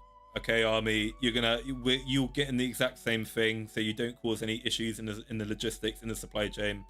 Get over it, basically. So eventually, the Army had to give in, and they started buying the M16A2 to use as part of its standard service rifle in 1986, 2 years after the Marines. And this is when civilian models became available. So the Colt HBAR itself, the civilian variant, was manufactured from 1986 to 1989. And this one here that I think Vega has would probably be one of the actually among the first probably rifles that were actually made. And eventually what happened is in 1989, President Bush banned the import of semi-automatic rifles into the United States due to, I guess, political heat at the time. And there were a lot of shootings going on. There was a lot of crime in the late 80s, and oftentimes semi-automatic rifles were used. So yeah, Reagan, again, trying to restrict your Second Amendment, unbased, very unbased. So because of this political heat, eventually what happened is Colt decided to eventually stop making the AR-15 for civilian sales, and Colt's firearm division was then sold off, and it became the Colt Manufacturing Company, and the AR-15A2 was reintroduced as the Colt Sporter Rifle, with the bayonet lug removed, and the lower receiver and mechanism was substantially redesigned to make it much harder to illegally convert the rifle to full automatic. It was made much harder, but a sufficiently talented gunsmith with the right motivation and the right amount of dollary dues would be capable of reintroducing both bayonet and fully automatic firing to the rifle. But it would be highly, highly illegal. That would be the kind of stuff that would get SWAT, the ATF, and the FBI all kicking down your front door if they find out, right? So in the United States, these pre-1989 rifles are very highly sought after by collectors, and it's as close as a civilian in the United States can come to owning an M16A2. So basically, this rifle that we have here, that Vega has, it's illegal for you to import this. It's illegal for you to buy this rifle from Vega, and it's worth an awful lot of money in the US, especially to collectors. So this is, for all intents and purposes, what Vega here has is essentially a military standard M16A2. And you can't have it, sadly. I've gotten to shoot AK-47s, a Polish RPG-7 when I was in Poland back in 2018. Is Poland still using AK-47s? Are AK-47s still in circulation? I know that since then, the AK-47 was obviously replaced by the AKM, and then it was replaced by the AK-74. And then obviously the Russians used the 10 series as like their export models, say like the 101, 2, 3, 4, and 5. But I don't know if any nation that isn't like a terrorist, Islamic terrorist junta of some kind still actually uses like AK-47s built in the 40s and 50s. Yeah, Reagan's only good trait was a bit opposition to communism. Opposition to communism, gigabase. A lot of money. It is. They are worth a lot of money, and I don't blame them. I mean, I think the thing is about the M16A2 is that it's something. I find the M16A2 a very aesthetically pleasing rifle as well. It's just something about this. I love it. Delta and any other spec forces what the short rifle, and found anything shorter than 14 inches wouldn't last long. Yeah, that's right. They extensively trialed different barrel lengths for the M4 until they found something they want. You'll even see, like in the 90s, you'll even see Delta boys experimenting with using 16-inch barrels and 14-inch barrel M4s actually as marksmanship rifles, funny enough, trying to use them as squad support weapons. Told you about the barrel on Discord. You did actually, Midnight. I'm gonna go over, probably I'm most likely gonna go over your collection next time, Midnight. You've got an awful lot of great stuff there for us to cover. The barrel is the Poland uses their own AKM. Yeah, I don't actually know what the standard service rifle of Poland is, funny enough. Should probably look into that. Poland has an AK derivative that's chambered in 5.56, but they're phasing out of a new domestic rifle chambered in 5.56 and 7.62 NATO. That's pretty cool. The barrel is a Polish. Oh, it's the barrel is the Polish 5.56. Okay, yeah. Although it's starting to be replaced by the MSBS Grot. It's incredible how aesthetically pleasing 20 inches is. Oh yeah, you definitely impress your woman with 20 inches as well, right? I wish my barrel was 20 inches. Although I think if my appendage was 20 inches, I'd probably seriously hurt someone with that, though, right? I'm more preferable to 16 inches myself. Giggity. What was I? Yeah. So, is that everything I want to say about that? Yeah, actually, that's it. I think that's covered everything. Yeah, that's basically covered everything I basically want to say in this stream. And I guess the only last thing I want to do is to show you the rest of Vega's collection. So here we have Vega with more shit. He's got his hearing protection here.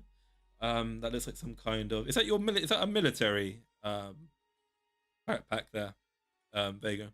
Is that what you use in the Swiss Army, or is that just like a civilian pack that you use? So here we've got is that an SG550 up here, Vega? Well, I think an SG550 here. We've got the M16A, well, let's just call it an M16A2 here.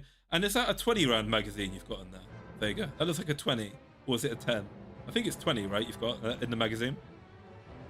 We've got, I think, looking at the gas block here and the handguard, this looks like this looks like an AK-47.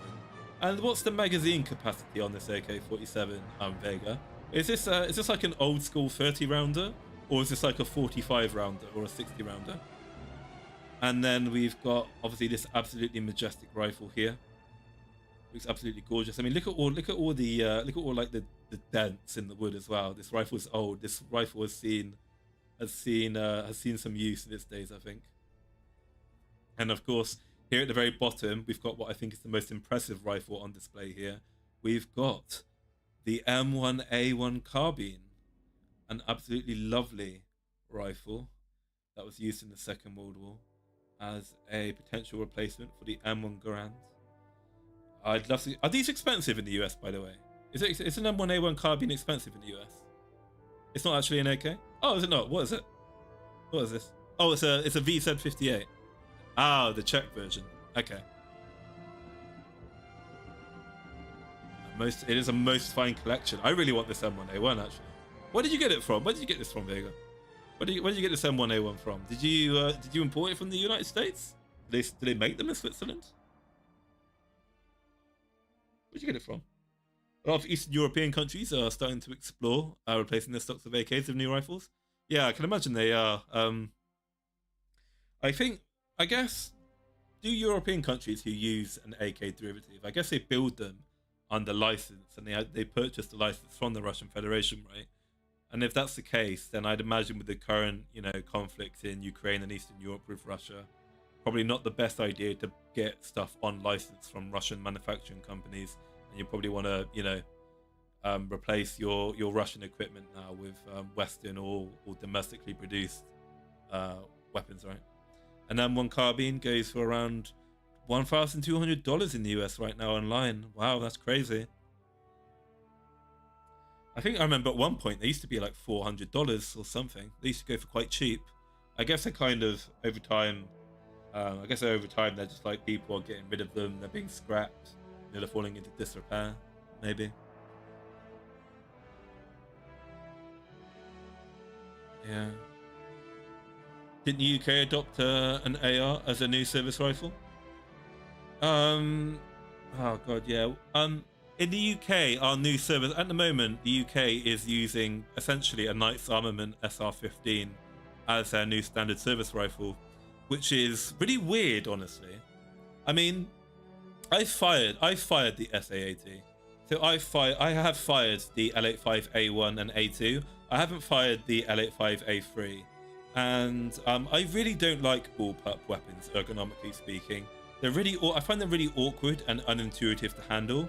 And when you need to reload bullpups, obviously the way you're trained to do it in the British Army is you point the barrel up, right? And then you obviously reach kind of underneath your armpit, which is where the magazine is. You pull out the magazine, you slap a new one down, you slap a new one in, and then you point the barrel down again. And yeah, it always felt just awful for me personally to reload those rifles. I much prefer having the magazine in front of the in front of the trigger, basically, especially as it makes it much easier that you can keep the weapon vaguely pointed in the direction of whatever you're shooting at as well. And what we're doing in the UK now is we're getting rid of our bullpup weapons. We're replacing them with Knight Armament SR15s. And that's really weird to me because we are using Knight's Armament version of the AR-15 platform. And obviously, as you may or may not know, Knight Armament's equipment is really fucking expensive, right? So we're using the most expensive variant of the AR-15 available on the market as our standard infantry rifle, which is which is weird, right? Because normally the military industrial complex goes for, the government normally buys whatever's cheapest, right? But we've actually gone for the most expensive option, so we'll see how that goes. Anything that shoots and is worth a damn is expensive these days, sad to say. Yeah, I guess it's everything in the world's gone up since COVID. It's really sad. We're never going to see prices go down because obviously now that stuff has been able to be sold for these outrageous prices, there's no reason to lower them back down to pre-COVID levels, right? Last I looked, they were in the $500 range, and now I wish I got. Yeah, this is the thing, right, Kara? I think I think you could probably reasonably buy firearms as like speculator items, right? Like right now, buy an M1 Garand, buy an M1 Garand, buy the M1 carbine. It'll probably be worth double its value in 10 years, right? Start buying firearms as investment vehicles. All right, cheers, Miliardo, buddy. Take care, man. Enjoy church, and yeah, have a good day, buddy. Good to see you. The concept of a bullpup is cool, but implementing it is tricky. Yeah, getting it right is very tricky. The amount of scenarios of where you'll realistically need a weapon that short that you need to use in, I guess, a more urban, close quarters environment is, how often is that realistically going to happen, right? Realistically speaking, how often are you going to get yourself into an urban environment and need the advantages of having a shorter rifle? You're much more likely to get into engagements, of where you're shooting at targets from a range of about 300 meters normally. So at that point, you may as well just use a regular rifle. Don't forget, Monday is Veterans Day, Armistice Day. Very true, Tempest, everybody. Make sure you give proper respect to your veterans, guys. Make sure you remember what they fought for and the freedoms that you can enjoy thanks to their sacrifice. Too many people these days, very anti-veterans, very anti-history. They like to spit on the legacy of our nations. And I mean, in some respects, you know, they reserve freedom of speech. They reserve the right to say these disgusting, blasphemous things about our history and the people who gave everything for our freedoms. But at the same time, I think it's absolutely disgusting when you spit on their legacy, when you show them such incredible disrespect, right? It's never okay to disparage your country and the amazing things that people, the amazing sacrifices that people have made to preserve its future. But yeah, that's basically it for today's stream, guys. So I have nothing more for you. I've got about 1 million different more.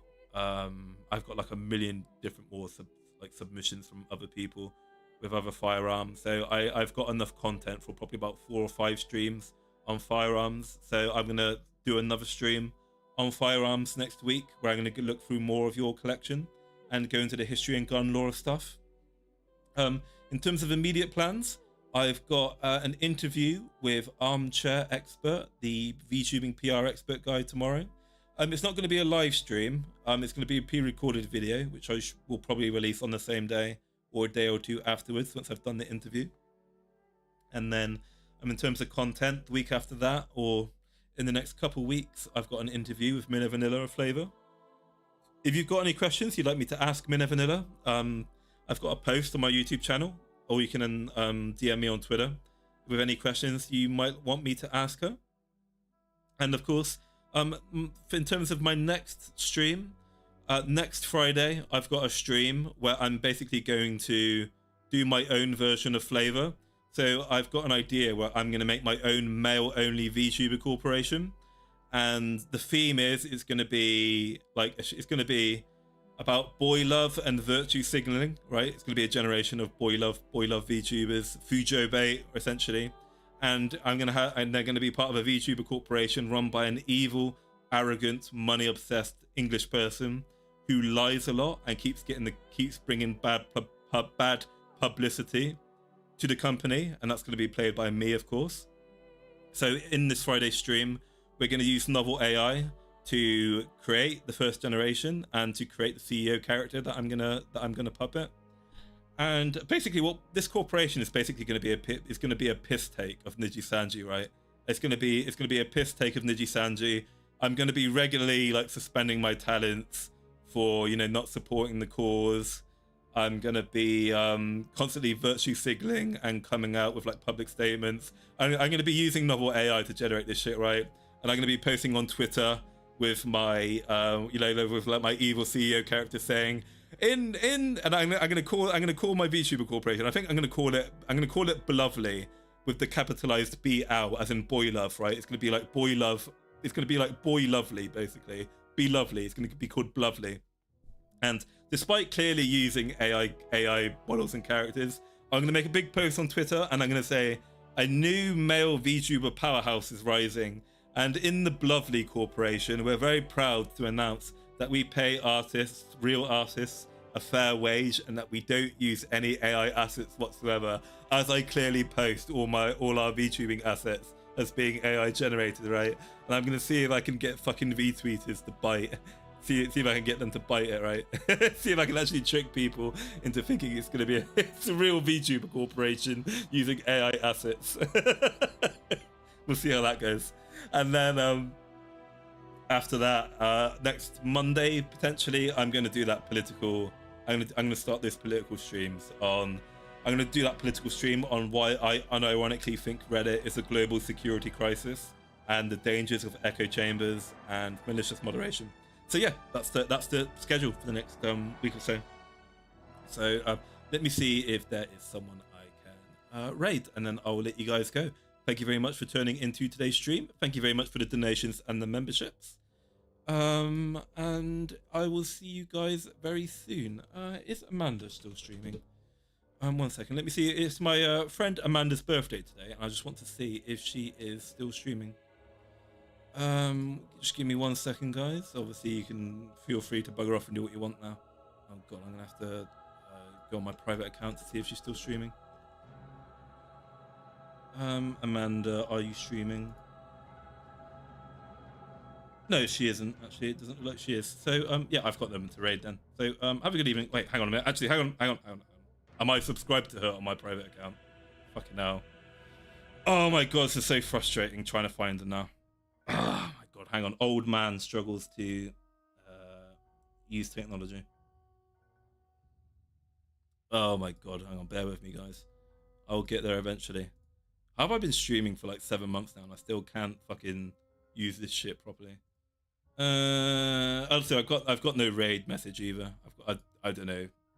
Just quietly shuffle into someone's stream. I don't know. Fuck. Hang on. How do I do this again? Oh my god. How do? Oh, here we go. Redirect. That was it. Redirect. Who is streaming? No, I've got no one to raid to. Okay, bugger off. I've had enough now. Good night, guys. I'll speak to you later. Love you all. Love you.